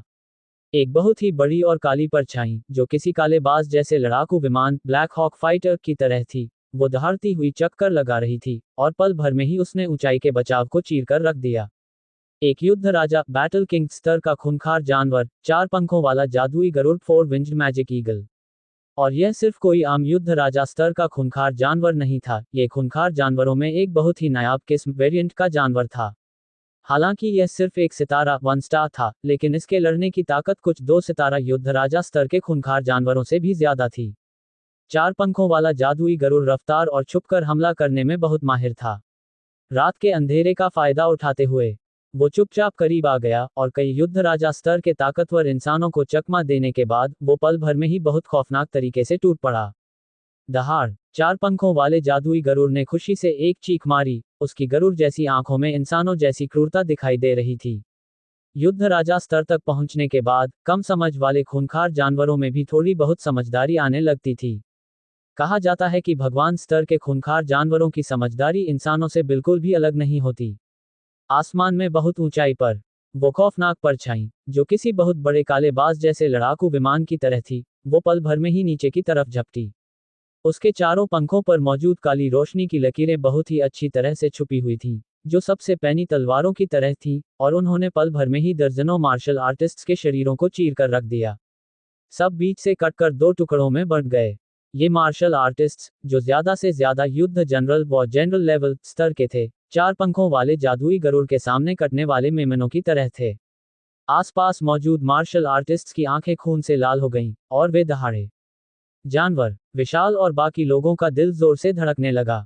जादुई गरुड़ उनके बहुत ही करीब था, और उन्हें मौत की एक बहुत ही तेज महक आ रही थी। अगर जादुई गरुड़ ने अपना ध्यान उन पर लगाया, तो उनका मरना तय था, बचने का और कोई रास्ता नहीं होगा। गौरव की आंखें गंभीरता से भरी थीं, वो अपनी जान की बाजी लगाकर लड़ने के लिए तैयार था। हालांकि 4 पंखों वाले जादुई गरुड़ ने अपना खौफनाक रूप दिखाने के बाद पीछे की तरफ हमला बोल दिया। गौरव और बाकी लोगों ने अभी राहत की सांस ली ही थी कि उनके चेहरे के भाव तुरंत बुरी तरह बदल गए। हालांकि वे बच गए थे, लेकिन 4 पंखों वाले जादुई गरुड़ का निशाना साफ तौर पर कोई मामूली चीज नहीं था। ये जानवर, ये हमारी बचाव की लकीर को चीरना चाहता है। अगर एक बार बचाव की लकीर टूट गई, तो खूंखार जानवर उस मौके का फायदा उठाकर पूरी तरह से अंदर घुस सकते हैं। ये बहुत बुरा है। उनकी आंखें बेचैनी से भरी थीं। लेकिन इस पल, युद्ध राजा स्तर के ताकतवर इंसान जो 4 पंखों वाले जादुई गरुड़ को रोक सकते थे, वे बहुत दूर थे, पहुंच से बाहर, और वे समय पर बिल्कुल नहीं पहुंच सकते थे। दूर, युद्ध राजा स्तर के ताकतवर इंसान आसमान में उड़ गए, वे पागलों की तरह उसकी तरफ दौड़ रहे थे, लेकिन 4 पंखों वाले जादुई गरुड़ की रफ्तार आम युद्ध राजा स्तर के ताकतवर इंसानों से कहीं ज्यादा थी। उसने जानबूझकर बचाव को चकमा दिया था, ठीक इसी पल के लिए। गौरव ने अपने दांत पीसे और कहा, मैं उसे रोकने जाऊंगा। उसकी आंखों में इस काम के लिए अपनी जान देने का जज्बा दिखाई दे रहा था, और उसके आसपास कई युद्ध जनरल स्तर के मार्शल आर्टिस्ट भी ऐसा ही सोच रहे थे। और उनमें से ज्यादातर नौजवान जीनियस थे। इन लोगों ने अपनी हरकतों से यह साबित कर दिया था कि वे संघ के भारी समर्थन के लायक थे। परछायां उसका पीछा करने लगीं, लेकिन सब बेकार था। 4 पंखों वाला जादुई गरुड़ पागलों की तरह काली रोशनी की तलवारें थूक रहा था, और उसे जो भी भारी हथियार दिखाई देते, वो उन्हें तबाह कर रहा था। उसकी गरुड़ जैसी आंखें खुशी से भरी थीं। फौजी अड्डे पर मौजूद मार्शल आर्टिस्ट बेचैनी की आग में जल रहे थे। अगर ऐसा ही चलता रहा, तो अड्डा खूंखार जानवरों का सामना करने वाली अपनी असली ताकत खो देगा, और इसका खूंखार जानवरों की बाढ़ में डूब जाना तय था। तभी, अंधेरे आसमान में बहुत ऊंचाई पर, दूर से एक काला बाज जैसा लड़ाकू विमान दिखाई दिया, जिससे हर किसी की आंखें खुशी से चमक उठीं। बूम! काले बाज जैसे लड़ाकू विमान की तोप से एक खौफनाक लेजर बीम निकली, जिसका निशाना सीधा 4 पंखों वाला जादुई गरुड़ था। हर किसी की आंखें उम्मीद से भरी थीं। उस लेजर बीम में युद्ध राजा स्तर की तबाही मचाने वाली ताकत थी। अगर वो सीधे तौर पर टकराती, तो वो पक्के तौर पर 4 पंखों वाले जादुई गरुड़ को बुरी तरह घायल कर देती। हालांकि, हर किसी का निराश होना तय था। 4 पंखों वाले जादुई गरुड़ की आंखों में मजाक उड़ाने की एक झलक कौंध गई। अपने चारों पंखों को हल्के से हिलाते हुए, उसका बहुत बड़ा शरीर बहुत ही फुर्ती से मुड़ा, और फिर उसने अपनी दिशा बदल ली और काले बाज जैसे लड़ाकू विमान की तरफ झपटा। सबके चेहरों का रंग उड़ गया। इस तरह, काले बाज जैसे लड़ाकू विमान का तबाह होना तय था, और उसके अंदर बैठे लोग मारे जाएंगे। क्या ऐसा हो सकता है कि इतनी देर तक बचाव करने के बाद, हम सिर्फ एक 4 पंखों वाले जादुई गरुड़ से हारने वाले हैं? कुछ मार्शल आर्टिस्ट्स इसे मानने को तैयार नहीं थे। लेकिन अगले ही पल, उन्हें एक के बाद एक हैरानी भरी आवाजें सुनाई दी।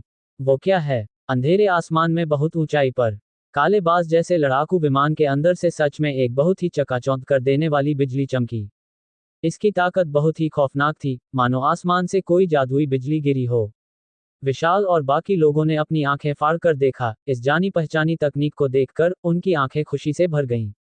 यह आर्यन भाई है। आर्यन भाई उस काले बाज जैसे लड़ाकू विमान में हैं। आर्यन भाई आखिरकार आ ही गए। अब हम बच गए। भले ही आर्यन भाई 4 पंखों वाले जादुई गरुड़ को हरा ना पाएं, लेकिन वे पक्के तौर पर उसे रोक सकते हैं। वरुण पागलों की तरह हंसा। मौत के मुंह से बाल बाल बचने के बाद उसे राहत का एहसास हो रहा था। आर्यन प्रदेश के खास ट्रेनिंग कैंप के सभी छात्रों ने राहत की सांस ली। पहली साप्ताहिक परीक्षा के समय ही, आर्यन ने पहले ही लगभग युद्ध राजा स्तर की ताकत दिखा दी थी। तब से अब तक बहुत समय बीत चुका था। उन्हें कोई शक नहीं था कि आर्यन के पास अब सच में युद्ध राजा स्तर की लड़ने की ताकत थी। उनके आसपास मौजूद बाकी प्रदेशों के ट्रेनिंग कैंप के छात्र बहुत ही उत्सुक थे। वे सोच रहे थे कि आर्यन प्रदेश के लोगों में अचानक इतना भरोसा कहां से आ गया। उनके दिमाग में एक सवाल कौन था? आने वाला इंसान कौन है? हर कोई खूंखार जानवरों का शिकार कर रहा था, लेकिन उनका थोड़ा ध्यान ऊपर आसमान पर भी था।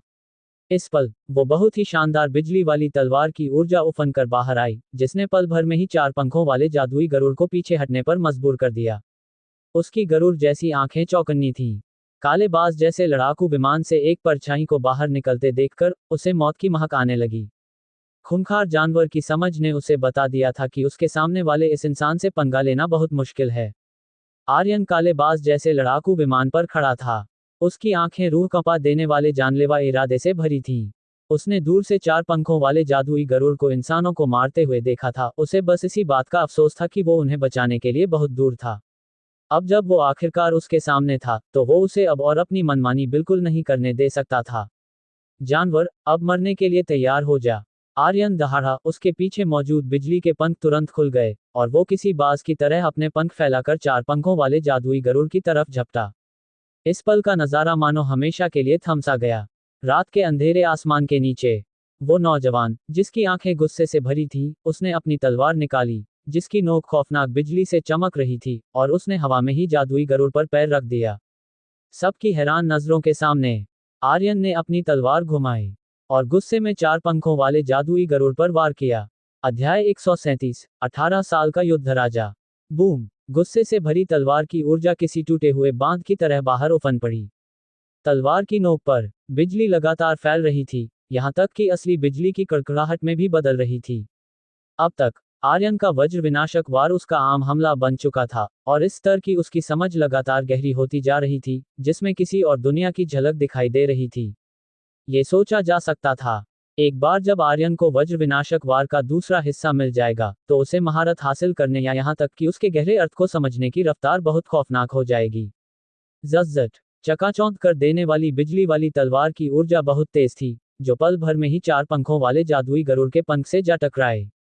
अभी आर्यन की ऊर्जा और शरीर दोनों ही राजा स्तर तक पहुंच चुके थे, जिसे उसके आधा कदम तलवार के इरादे से और भी ताकत मिल गई थी। इसलिए एक भी श्रेणी लड़ने की कला का इस्तेमाल करते हुए भी उसके पास खौफनाक ताकत थी। सबकी डरी हुई नजरों के सामने इस खौफनाक तलवार की ऊर्जा ने सच में 4 पंखों वाले जादुई गरुड़ को 3 पंखों वाले जादुई गरुड़ में बदल दिया। एक बहुत बड़ा पंख जड़ से कटकर अलग हो गया, जिससे हड्डियां दिखाई देने लगीं। यह जमीन पर गिर पड़ा, जिसके लिए अनगिनत खूंखार जानवर आपस में लड़ने लगे। यहां तक कि 4 पंखों वाले जादुई गरुड़ की बेमिसाल रफ्तार भी आर्यन की तलवार की ऊर्जा से पूरी तरह बच नहीं पाए। विशाल और बाकी लोग सन्न रह गए। धत्तेरी की, क्या आर्यन भाई पहले ही युद्ध राजा के स्तर को पार कर चुके हैं? इतने दानव जैसे 4 पंखों वाला जादुई गरुड़, जो एक 2 सितारा राजा स्तर के खूंखार जानवर के बराबर है, उसका पंख सिर्फ एक ही वार में कट गया। यह इंसान तो और भी ताकतवर हो गया है। गौरव की आंखें लड़ने के जबरदस्त जज्बे से भरी थीं। आर्यन को इतनी ताकत दिखाते हुए देखकर वो समझ गया कि नतीजा तय हो चुका है, और उसने चुपचाप खूंखार जानवरों को मारना जारी रखा। उसे अब आर्यन से मुकाबला करने की कोई चाहत नहीं थी, लेकिन फिर भी वो आर्यन को अपनी मंजिल मानता था जिसका उसे पीछा करना था। यही उसकी जिंदगी का लक्ष्य था। आखिर यह नौजवान है कौन? आसपास के वो योद्धा जो आर्यन को नहीं पहचानते थे, वे सवालों से घिरे हुए थे, उनके दिलों की हैरानी को शब्दों में बयान नहीं किया जा सकता था। इतनी कम उम्र, फिर भी इतनी खौफनाक ताकत। उत्तरी पहाड़ी प्रदेश और बड़े जंगल वाले प्रदेश के सभी जीनियस लोगों को मिला लिया जाए, तो भी उनमें से कोई इसके जितना खौफनाक नहीं था। कांव! 4 पंखों वाले जादुई गरुड़ ने आसमान फाड़ देने वाली एक चीख मारी, जो उसके बहुत ज्यादा दर्द में होने का सबूत था। उसका शरीर डगमगाने लगा, वो हवा में गोल गोल घूमने लगा। 4 पंखों से 3 पंखों में बदलने की वजह से वो एक पल के लिए खुद को संभाल नहीं पाया, और उसका शरीर आसमान से नीचे गिरने लगा। आर्यन ने मौके का फायदा उठाया। उसके पीछे मौजूद बिजली के पंख अचानक फड़फड़ाए, और वो नीचे की तरफ झपटा और सीधा 4 पंखों वाले जादुई गरुड़ की पीठ पर जा उतरा। दहाड़! 4 पंखों वाले जादुई गरुड़ ने एक बहुत ही तीखी चीख मारी, उसकी आंखों में डर दिखाई दे रहा था। दुश्मन ने उसकी कमजोर नस पर पैर रख दिया था। उसने पागलों की तरह अपने शरीर को झटकारा, वो आर्यन को नीचे गिराना चाहता था। काली रोशनी की लकीरें उसके पंखों पर बहने लगी, जो आर्यन को काटने के लिए बढ़ी, लेकिन आर्यन ने हल्के से अपनी तलवार घुमाई और उन्हें पूरी तरह से खत्म कर दिया। जादुई गरुड़ ने अपना सिर घुमाया। काली रोशनी की एक किरण बाहर निकली, जो खौफनाक बिजली के ड्रैगन वाली तलवार की ऊर्जा से जा टकराए। एक आसमान फाड़ देने वाला धमाका हुआ, आसमान में बहुत ऊंचाई पर। इस खौफनाक लड़ाई ने सभी का ध्यान अपनी तरफ खींच लिया था, क्योंकि हर किसी को आर्यन पर पूरा भरोसा नहीं था। हालांकि यह अचानक सामने आया नौजवान ताकतवर था, लेकिन 4 पंखों वाला जादुई गरुड़ एक अलग तरह का खूंखार जानवर था, और उसे कमजोर नहीं समझा जाना चाहिए था। अपनी शुरुआती घबराहट से उबरने के बाद हालात बदल भी सकते थे। लगे रहो, बस तब तक टिके रहो जब तक बाकी युद्ध राजा स्तर के ताकतवर इंसान नहीं आ जाते। योद्धाओं ने मन ही मन आर्यन का हौसला बढ़ाया, वे बस यही कर सकते थे। लड़के, डटे रहो। दूर, युद्ध राजा स्तर के ताकतवर इंसान बहुत करीब आ चुके थे। वे बस कुछ ही सांसों में पहुंच जाएंगे। फौजी अड्डे को कमजोर नहीं समझा जा सकता था, बस कुछ ही पलों में उसने जवाब देना शुरू कर दिया था और अपनी बचाव की लकीरों को ठीक करने लगा था। आखिरकार सबने राहत की सांस ली। ऐसे में 4 पंखों वाले जादुई गरुड़ की योजना का मिट्टी में मिलना तय था। नुकसान इतना ही होगा जिसे बर्दाश्त किया जा सके, और यह सब उस नौजवान की वजह से हुआ था जो आसमान में इतनी ऊंचाई पर लड़ रहा था। खतरा टल जाने के बाद हर किसी ने अपना ज्यादातर ध्यान आसमान में चल रही लड़ाई पर लगा दिया। आर्यन जादुई गरुड़ की पीठ पर खड़ा था, मानो वो उसकी सवारी कर रहा हो। खौफनाक तलवार की ऊर्जा और काली रोशनी की किरणें लगातार आपस में टकरा रही थीं, और लड़ाई और भी ज्यादा खौफनाक होती जा रही थी। लेकिन समझदार इंसान साफ देख सकता था कि आर्यन का पलड़ा पूरी तरह से भारी था। अपनी तलवार के सिर्फ एक वार से वो जादुई गरुड़ के शरीर पर हड्डियों तक गहरे घाव कर रहा था, जबकि जादुई गरुड़ की बची खुची काली किरणें जो कभी कभी उस पर गिरती थी, उनसे उसे कोई फर्क नहीं पड़ रहा था। ये कहना गलत नहीं होगा कि नवचक्र देव दानव शरीर के पहले चक्र में छोटी कामयाबी हासिल करने के बाद उसने अपना असली और खौफनाक रूप दिखाना शुरू कर दिया था। नहीं, क्या ऐसा हो सकता है? हर किसी की आंखें हैरानी से भरी थीं, वे उस बात के सच होने की उम्मीद कर रहे थे। अगले ही पल, मानो उनके मन की बात सुन ली हो, आर्यन की नजरें पैनी हो गईं, और उसके शरीर पर मौजूद तलवार का इरादा आसमान छूने लगा। हालांकि यह सिर्फ आधा कदम तलवार का इरादा था, लेकिन तलवार की तकनीकों को इससे जो ताकत मिल रही थी, उसकी बराबरी तलवार का दबाव कभी नहीं कर सकता था। बिजली के ड्रैगन की शानदार तलवार की ऊर्जा पल भर में ही इकट्ठा हो गई। फ्लेम एक्सट्रीमिटी एक्सप्लोजन से सीखी गई तकनीक का इस्तेमाल जब थंडर ड्रैगन ब्रेक पर किया गया, तो उसकी ताकत थंडर ड्रैगन ब्रेक से भी कहीं ज्यादा हो गई। आर्यन ने मौके का फायदा उठाया। 4 पंखों वाले जादुई गरुड़ के एक पल के लिए सुन्न पड़ने का फायदा उठाते हुए उसने अपनी तलवार घुमाई। एक जानलेवा वार, वूश, मानो कोई चाकू मक्खन को काट रहा हो। 4 पंखों वाले जादुई गरुड़ के सिर को एक बैंगनी रंग की रोशनी की लकीर ने चीर दिया, और फिर वो बहुत ही आसानी से धड़ से अलग हो गया। एक राजा स्तर के अलग तरह के खूंखार जानवर का सिर सच में तलवार के सिर्फ एक वार से धड़ से अलग कर दिया गया था। आसमान में इस हैरान कर देने वाले नज़ारे को घूरते हुए हर कोई इतना सन्न था कि किसी के मुंह से कोई आवाज नहीं निकल रही थी।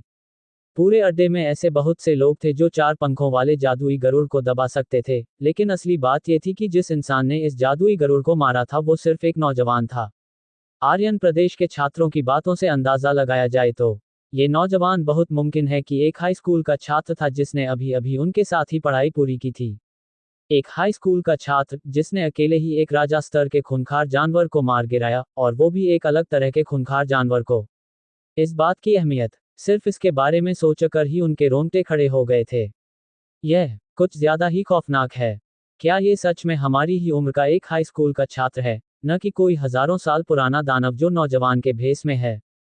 युद्ध राजा का स्तर, यह इंसान पक्के तौर पर युद्ध राजा के स्तर तक पहुंच चुका है, एक 18 साल का युद्ध राजा। हे भगवान! इस पल, बाकी 2 प्रदेशों के जीनियस छात्र बहुत ही ज्यादा हैरान थे। उन्होंने पहली बार आर्यन के इस दानवों वाले रूप को देखा था, और उनके दिमाग बुरी तरह हिल गए थे। खास तौर पर दोनों प्रदेशों के ट्रेनिंग कैंपों के सबसे बेहतरीन छात्र। वे लगभग अपनी ही जिंदगी पर शक करने लगे थे। एक जैसे बेहतरीन छात्र होने के नाते इतना बड़ा फर्क कैसे हो सकता है? दोनों प्रदेशों के सन छात्रों को देखकर आर्यन प्रदेश के छात्र मन ही मन हंसे। आखिरकार किसी को तो समझ आया कि हमें कैसा लगता है। हर दिन आर्यन देवता के हाथों जलील होने के बाद अब नए शिकार मिल गए हैं। हा, इन गंवारों ने पहले कभी कोई जीनियस नहीं देखा है ना? वो देखा, आर्यन देवता, हमारे आर्यन प्रदेश के ट्रेनिंग कैंप का सबसे बड़ा जीनियस। आर्यन प्रदेश के सभी छात्र गर्व से भरे हुए थे। इस समय आसमान से नीचे आती वो परछाई, जो 4 पंखों वाले जादुई गरुड़ के बिना सिर वाले शरीर पर खड़ी थी, वो हर किसी की नजरों का केंद्र बन गई। बैंग! जादुई गरुड़ का बहुत बड़ा शरीर जमीन पर आ गिरा, जिससे एक आसमान फाड़ देने वाली आवाज हुई। आसपास के खूंखार जानवर गुर्रा रहे थे और दहाड़ रहे थे। वे भागना चाहते थे, लेकिन बिजली वाली तलवार की ऊर्जा ने उन्हें आसानी से मौत के घाट उतार दिया। आर्यन सीना ताने खड़ा था, उसकी तलवार खून से सनी हुई थी। उसका शरीर बिल्कुल सीधा था, जिसमें 4 पंखों वाले जादुई गरुड़ को मारने का जानलेवा इरादा अभी भी बाकी था, और वो हर किसी की इज्जत भरी नजरों का सामना कर रहा था। मारो! उसने आसमान की तरफ एक लंबी दहाड़ मारी, जिसने हर किसी का खून खौला दिया। खूंखार जानवरों पर पलटवार इसी पल से शुरू हो गया था। अध्याय 138 लड़ाई के मैदान में आर्यन का खौफनाक असर। आसमान में कई लोगों के जोर से हंसने की आवाजें गूंजी। शाबाश लड़के! कुछ परछायां धीरे धीरे नीचे उतरी। वे फौजी अड्डे के बचे हुए युद्ध राजा बैटल किंग थे।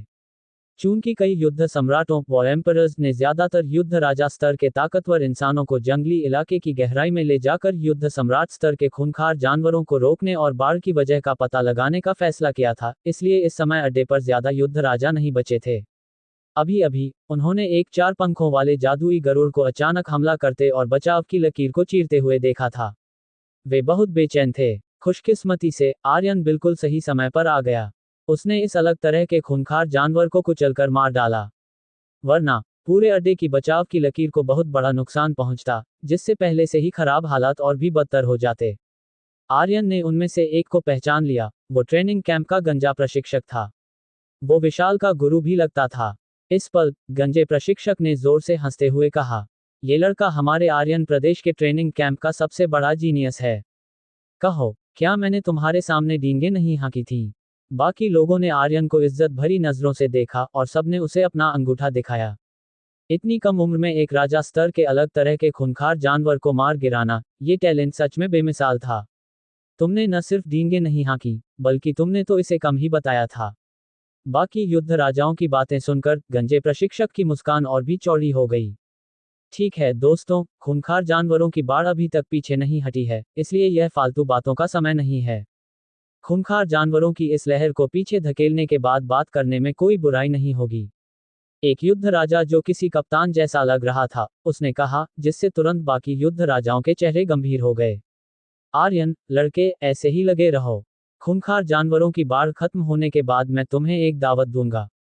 सबने आर्यन को हौसला बढ़ाने वाली नजरों से देखा और फिर से आसमान में उड़ गए, अपनी अपनी बचाव की लकीरों की तरफ।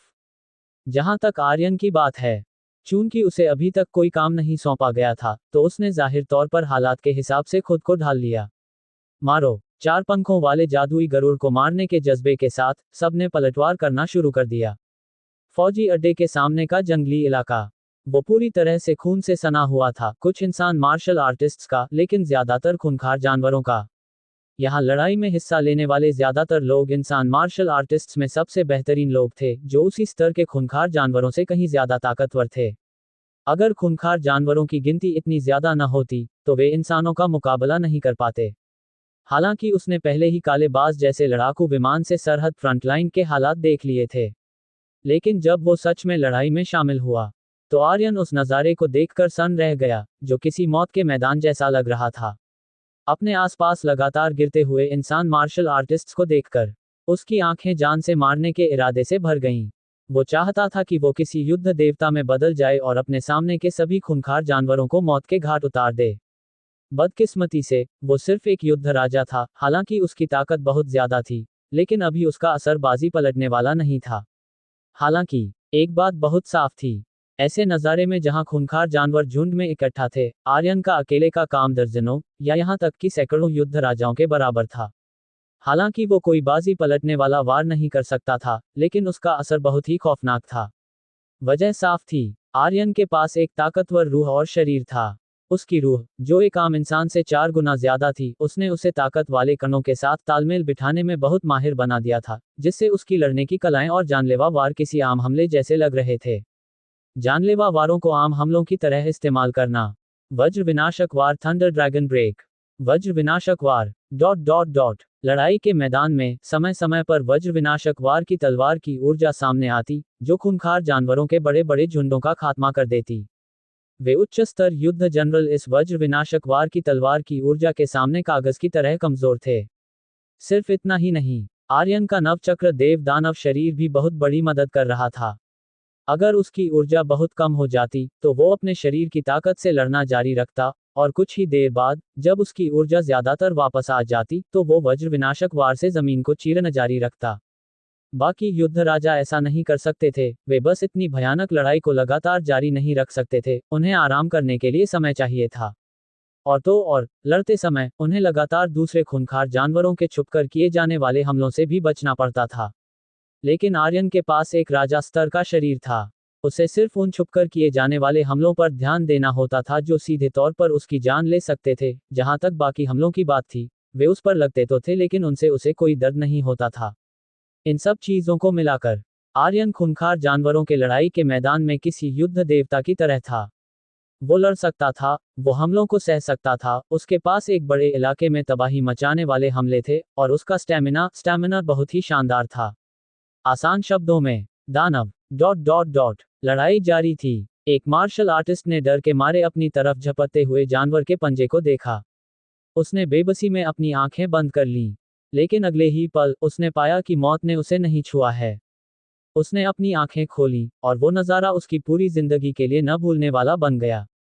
उसने देखा कि तूफान जैसी बिजली वाली तलवार की ऊर्जा बह रही थी, जिसने पल भर में ही उसके सामने वाले खूंखार जानवर के चिथड़े उड़ा दिए। सिर्फ इतना ही नहीं, बल्कि उसने उसके पीछे मौजूद दर्जनों खूंखार जानवरों को भी मार गिराया। मार्शल आर्टिस्ट सन्न रह गया। उसने उस नौजवान को देखा जो तलवार चला रहा था, वो बहुत ही एहसानमंद था। वो शुक्रिया अदा करना चाहता था, लेकिन उसने देखा कि वो नौजवान बिना रुके पहले ही दूसरी जगह की तरफ दौड़ पड़ा था। उसके तुरंत बाद तलवार की ऊर्जा का तूफान फिर से फूट पड़ा। ये नौजवान कौन है? इतनी खौफनाक ताकत। मार्शल आर्टिस्ट की आंखों में गहरा एहसान था और उसने मन ही मन तय कर लिया कि अगर वो जिंदा बचा तो वो खुद उसका शुक्रिया अदा करेगा। ऐसे नज़ारे कोई नई बात नहीं थे। आर्यन लगातार लड़ाई के मैदान में घूम रहा था, खूंखार जानवरों को मारने के लिए अपनी तलवार चला रहा था और साथ ही कई मार्शल आर्टिस्ट्स की जान भी बचा रहा था। कुछ लोगों ने उसे पहचान लिया, जबकि कुछ लोग नहीं पहचान पाए। आखिरकार आर्यन प्रदेश के ट्रेनिंग कैंप के छात्र मदद करने वाले मार्शल आर्टिस्ट्स का एक छोटा सा हिस्सा ही थे। उसकी सांसें थोड़ी फूल रही थीं। वो लगातार दूसरी जगह की तरफ दौड़ता रहा। आर्यन किसी फायरफाइटर की तरह था, जहां भी खूंखार जानवर सबसे ज्यादा होते, वो उन्हें मारने के लिए वहीं पहुंच जाता। वो एक पल के लिए भी नहीं रुका।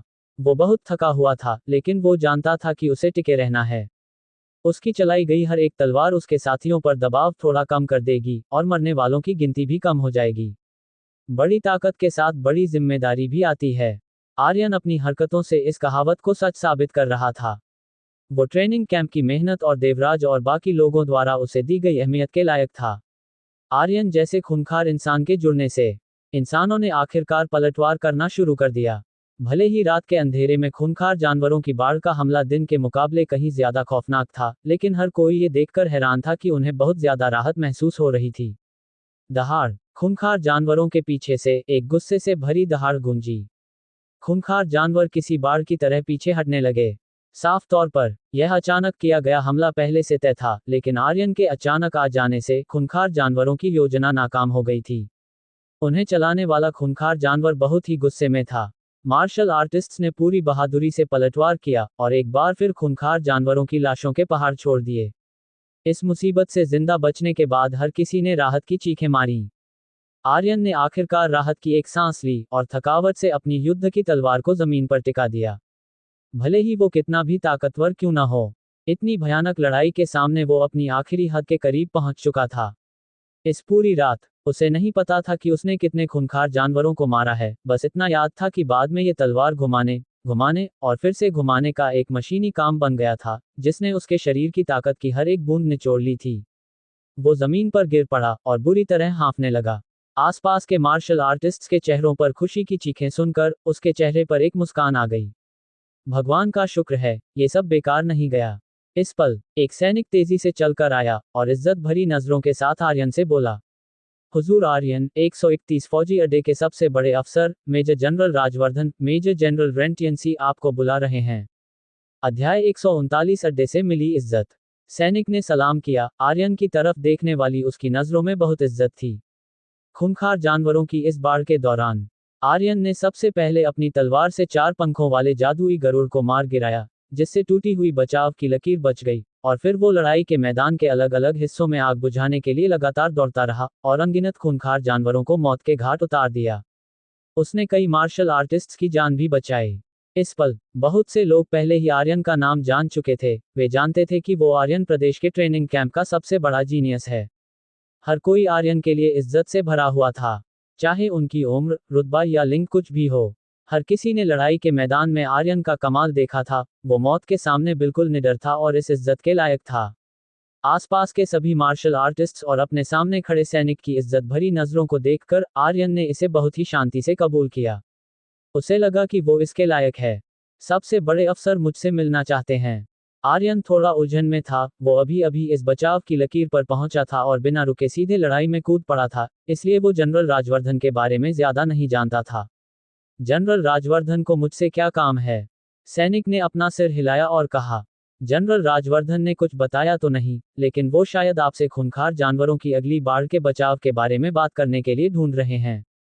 बिना किसी शक के खूंखार जानवरों के हमले और बचाव की इस लड़ाई में आर्यन के कमाल ने जनरल राजवर्धन का ध्यान अपनी तरफ खींच लिया था। जाहिर है, उसे बाकी आम छात्रों की तरह किसी बचाव की टुकड़ी में नहीं भेजा जा सकता था।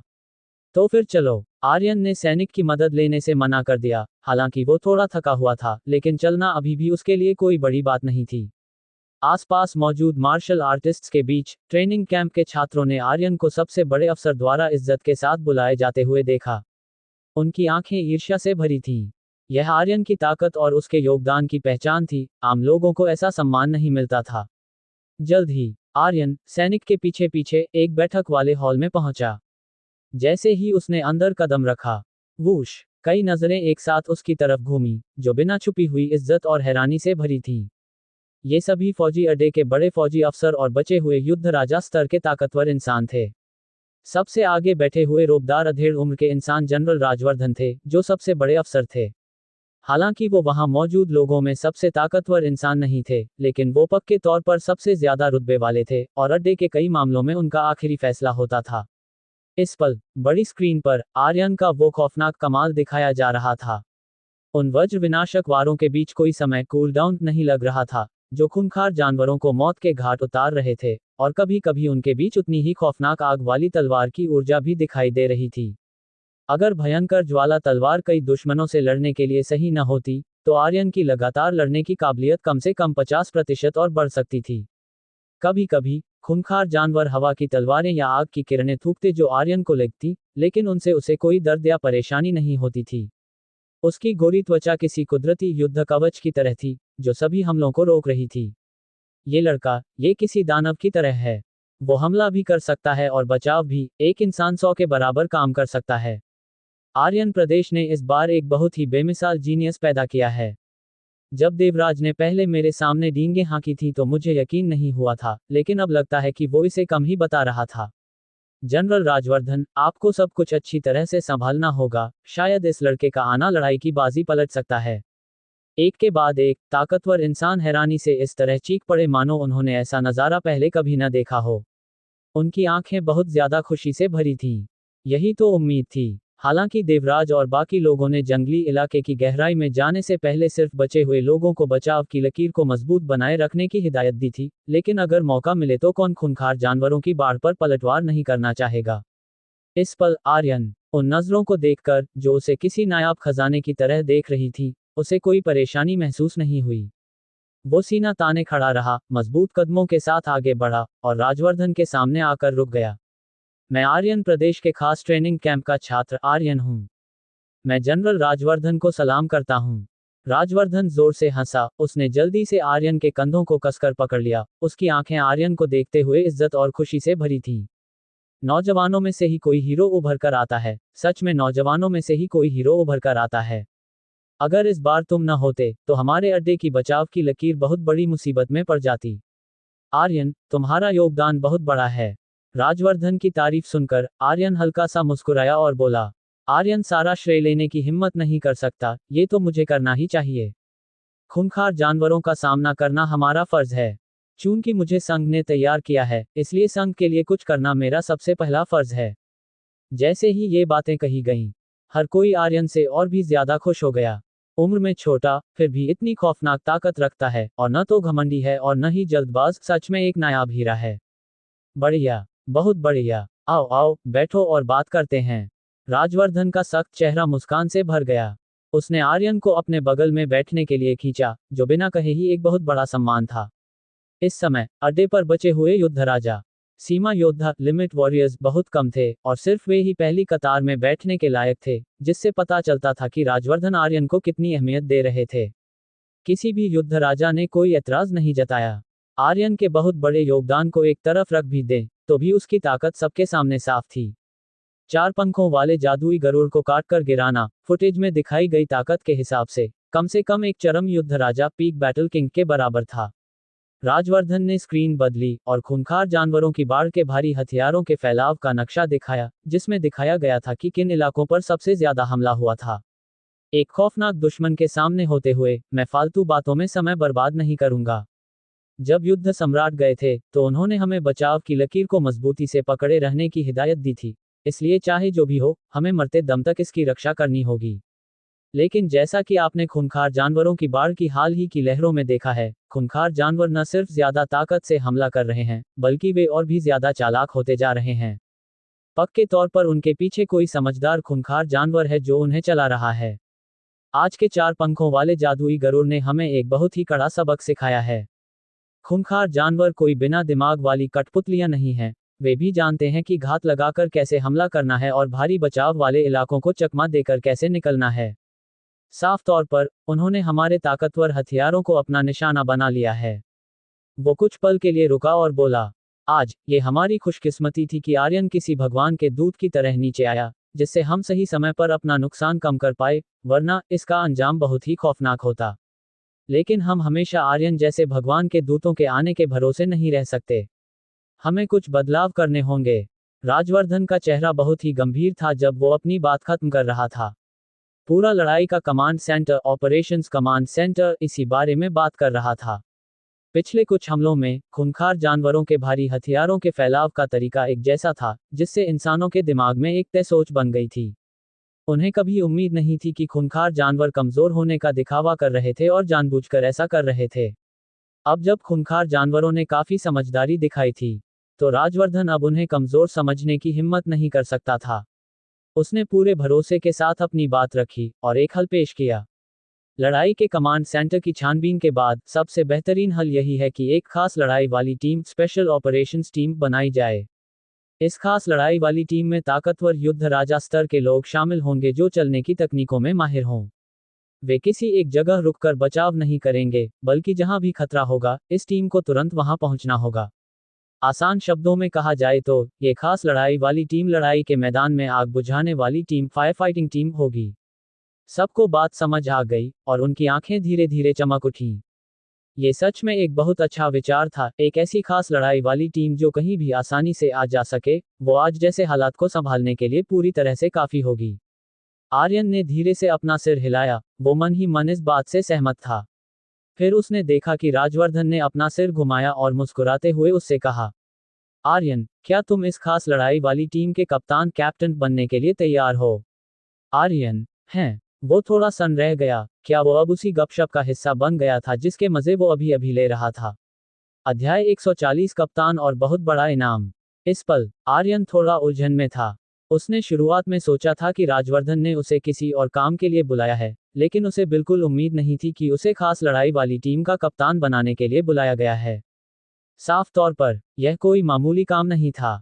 इससे पहले कि वो कुछ बोल पाता, उसने राजवर्धन को आगे कहते हुए सुना, सच कहूं तो, मैं काफी समय से इस खास लड़ाई वाली टीम के बारे में सोच रहा था, लेकिन आर्यन, तुम्हारे आने तक मुझे कोई सही कप्तान नहीं मिला था। मुझे पता था कि अब सही समय आ गया है। उसकी आवाज खुशी से भरी थी। स्क्रीन पर, लड़ाई के मैदान से आर्यन के लड़ने के नज़ारे फिर से दिखाई देने लगे, जहां उसके पीछे बिजली के पंख लगातार चमक रहे थे और वो हर जगह घूम रहा था। आर्यन, तुम्हारी रफ्तार बेमिसाल है और तुम्हारे एक जगह से दूसरी जगह जाने की काबिलियत बहुत ही शानदार है। तुम 15 मिनट में पूरे लड़ाई के मैदान का चक्कर लगा सकते हो। सिर्फ इतना ही नहीं, तुम्हारी अपनी लड़ने की ताकत भी इस काम के लिए एकदम सही है। अगर मैं गलत नहीं हूं, तो तुम्हारी ताकत एक सीमा योद्धा के बराबर होनी चाहिए। इस बात पर, हर किसी की आंखें इज्जत और हैरानी से भर गईं। यह अंदाजा आर्यन के 4 पंखों वाले जादुई गरुड़ को मारने के कारनामे से लगाया गया था। 4 पंखों वाला जादुई गरुड़ एक सितारा राजा स्तर का खूंखार जानवर था, लेकिन एक अलग तरह का और हवा में उड़ने वाला खूंखार जानवर होने की वजह से, उससे निपटना एक आम 2 सितारा राजा स्तर के खूंखार जानवर से भी कहीं ज्यादा मुश्किल था। फिर भी, आर्यन ने उसे आसानी से मार गिराया। इससे यह अंदाजा लगाया जा सकता था, उसकी ताकत पक्के तौर पर एक उच्च स्तर युद्ध राजा से कहीं ज्यादा थी। एक सीमा योद्धा तो कम से कम था ही। आर्यन ने अपनी नाक रगड़ी और धीरे से अपना सिर हिलाया। सच कहूं तो, उसे खुद भी अपनी अभी की आखिरी लड़ने की ताकत का पूरा अंदाजा नहीं था, लेकिन उसे आम सीमा योद्धाओं से निपटने का पूरा भरोसा था। जहां तक उच्च स्तर युद्ध राजा की बात है, तो ये तो उससे लड़ने के बाद ही पता चलेगा। आर्यन को खुद ये बात मानते हुए देखकर हर किसी की नजरें और भी ज्यादा इज्जत से भर गईं। 18 साल की उम्र में युद्ध राजा बनना ही काफी खौफनाक था, और सिर्फ एक शुरुआती स्तर का युद्ध राजा होते हुए भी एक सीमा योद्धा की बराबरी करना, ये सुनकर तो हर किसी के पास शब्द ही नहीं बचे थे। आखिरकार, जो लोग युद्ध राजा बन सकते थे, उन्हें आम लोग पहले ही जीनियस मानते थे। लेकिन आर्यन जैसे दानव जैसे टैलेंट के सामने, वे भी आम इंसानों से बिल्कुल भी अलग नहीं लग रहे थे, जिन्हें वो आसानी से उनके स्तरों को पार करके मार सकता था। आसान शब्दों में, हद से ज्यादा ताकतवर। राजवर्धन ने आर्यन के खौफनाक शरीर और उसकी लगातार लड़ने की अजीब काबिलियत के बारे में आगे कुछ नहीं कहा। यह एक ऐसी चीज थी जिसे सबने देखा था और बिना कहे ही समझ गए थे। कुल मिलाकर हर तरह से देखा जाए तो आर्यन, तुम कप्तान के लिए सबसे सही इंसान हो। मैं जानता हूं कि यह काम बहुत खतरनाक है और इसमें बिना रुके बहुत ही भयानक लड़ाई लड़नी होगी, लेकिन 131 फौजी अड्डे की खातिर मैं तुमसे गुजारिश करता हूं। राजवर्धन ने अपनी फौजी टोपी उतारी और आर्यन को सलाम किया। ये संघ के एक सैनिक की गुजारिश थी, 131 फौजी अड्डे के सबसे बड़े अफसर का आदेश नहीं। इस पल आर्यन का दिल भर आया, मानो उसे राजवर्धन में ऐसे अनगिनत सैनिक दिखाई दे रहे हों। वे चुपचाप हर चीज की रक्षा करते थे, आम लोगों की नजरों से दूर रहकर अपनी जान की बाजी लगाकर लड़ते थे, खूंखार जानवरों के पलटवार को रोकते थे। राजवर्धन की आंखों के किनारों की झुर्रियों से वो इस बात का थोड़ा बहुत अंदाजा लगा सकता था। पिछले कुछ सालों में बचाव का ये काम आसान नहीं रहा होगा। अपना सब कुछ दांव पर लगा देने वाले ऐसे सैनिक के सामने आर्यन को मना करने की कोई वजह नहीं सूझी। आर्यन खड़ा हुआ, उसने भी सलाम किया, उसका चेहरा बहुत ही गंभीर था। आर्यन अपना फर्ज निभाने के लिए तैयार है। चूंकि जनरल राजवर्धन मुझ पर इतना भरोसा करते हैं, तो आर्यन अपनी पूरी कोशिश करेगा। जब तक मेरे शरीर में सांस है, मैं एक भी खूंखार जानवर को बचाव की लकीर पार नहीं करने दूंगा। राजवर्धन जोर से हंसा और उसने आर्यन का कंधा जोर से थपथपाया। बढ़िया, बहुत बढ़िया। देवराज युद्ध सम्राट ने सच में तुम्हें पहचानने में कोई गलती नहीं की थी। चूंकि ऐसी बात है, तो मैं इस खास लड़ाई वाली टीम का यह मुश्किल काम तुम्हें सौंप रहा हूं।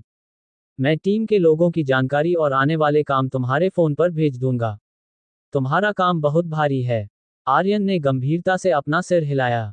वो जाहिर तौर पर जानता था कि इस काम को लेने का क्या मतलब है, लेकिन वो डरा हुआ नहीं था। उसकी बेमिसाल ताकत ने उसे पूरा भरोसा दिया था। चूंकि वो इस सरहद पर आया था, तो उसे जाहिर तौर पर सबसे बड़ी भूमिका निभानी ही थी। अपनी काबिलियत को छुपाना या इस समय पीछे बैठे रहना उसके मार्शल आर्ट्स के उसूलों के खिलाफ था। सभी युद्ध राजा और बड़े फौजी अफसर आर्यन को तारीफ और इज्जत भरी नजरों से देख रहे थे। हालांकि वो सिर्फ एक 18 साल का नौजवान था, लेकिन आर्यन का ये कदम हर किसी की इज्जत के लायक था। राजवर्धन ने गंभीर लहजे में कहा, चिंता मत करो, अड्डा खास लड़ाई वाली टीम को खास मदद भी देगा। तुम्हें जो भी चाहिए, बिना किसी झिझक के मुझे बताओ। आर्यन की आंखें पल भर में ही चमक उठीं। सच में? राजवर्धन हंसा। क्या मैं तुमसे झूठ बोलूंगा? आर्यन ने उम्मीद से अपने हाथ रगड़े और हंसते हुए बोला, तो जनरल राजवर्धन, सबसे पहले मुझे एक श्रेणी की युद्ध की तलवार और एक श्रेणी का युद्ध का कवच दिलवा दीजिए। मेरी तलवार इतने सारे वार करने से लगभग टूट ही चुकी है, और मेरा कवच भी काफी हद तक खराब हो गया है। इसके अलावा मुझे कुछ श्रेणी लड़ने की कलाएं दे दीजिए, और अगर एस श्रेणी वाली हो तो और भी अच्छा है।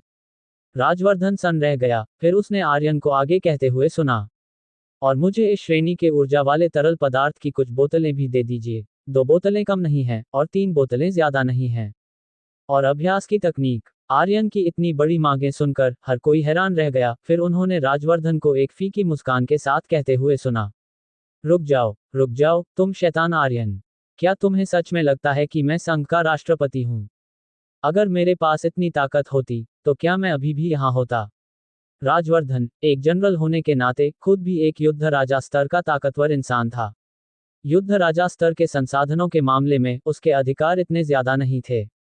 ये संघ के अफसरों को घपला करने से रोकने के लिए था। आखिरकार इतिहास में ऐसी घटनाएं हो चुकी थीं। इसलिए संघ ने बाद में एक पक्का नियम बना दिया। फौज में कई संसाधनों को सिर्फ अपने अच्छे कामों से कमाए गए अंकों, मेरिट पॉइंट्स के बदले ही लिया जा सकता था। और इन अंकों को कमाने के लिए लड़ाई के मैदान में असली काम करना पड़ता था, या तो खूंखार जानवरों का शिकार करके या फिर खतरनाक कामों को पूरा करके। मिसाल के तौर पर आर्यन को खास लड़ाई वाली टीम का कप्तान बनने के बाद जाहिर तौर पर बहुत सारे अंक मिलेंगे। इन्हें फौज में एक बहुत ही पक्की मुद्रा, हार्ड करेंसी माना जा सकता था, जो काफी हद तक ट्रेनिंग कैंप के अंकों जैसी ही थी। आर्यन थोड़ा निराश हुआ। वो अभी अभी युद्ध राजा बना था, और अगर उसे ये चीजें मिल जाती, तो उसकी ताकत पक्के तौर पर बहुत तेजी से बढ़ती। फिर खूंखार जानवरों की बाढ़ के अभी के हमले का सामना करना और भी आसान हो जाता। राजवर्धन ने कुछ सेकंड के लिए सोचा और बोला, मेरे पास बीच का एक रास्ता है। फौज में ऐसे खास समय पर कमाए गए अंकों को पहले ही दिया जा सकता है। आर्यन, तुम्हें खास लड़ाई वाली टीम का कप्तान बनने के लिए बहुत अच्छे अंक मिलेंगे, जिनका इस्तेमाल तुम खजाने वाले गोदाम से अपनी पसंद की चीजें लेने के लिए कर सकते हो। हालांकि तुम्हारी सारी मांगें पूरी नहीं की जा सकती, लेकिन उनमें से कुछ को पूरा करना मुमकिन है। हालात के इस तरह बदलने से आर्यन का दिल तुरंत खुशी से भर गया। राजवर्धन ने ध्यान से हिसाब लगाया। एक श्रेणी मिश्रित धातु की युद्ध की तलवार और एक श्रेणी मिश्रित धातु का युद्ध का कवच खास लड़ाई वाली टीम के लिए पहले से ही तय किए गए हैं, इसलिए तुम्हें उनके बदले अपने अंक देने की जरूरत नहीं है। जहां तक लड़ने की कलाओं की बात है, तो तुम इस श्रेणी लड़ने की कलाओं को भूल जाओ, पूरे 131 अड्डे के पास इतना बड़ा अधिकार नहीं है। ए श्रेणी लड़ने की कलाएं मुमकिन हैं, तुम अपने पहले मिले अंकों के बदले एक ले सकते हो, और साथ ही इस श्रेणी के ऊर्जा वाले तरल पदार्थ की एक बोतल भी ले सकते हो। जहां तक अभ्यास की तकनीक की बात है, मुझे याद है कि तुम्हारे ट्रेनिंग कैंप में बिजली के अभ्यास की एक कला थंडर गाइडिंग आर्ट है, जो हमारी फौज ने ही दी थी। अगर ट्रेनिंग कैंप में अभी भी तुम्हारे पास अंक बचे हैं, तो तुम्हें काफी अंक इकट्ठा करने के बाद वो मिल जानी चाहिए।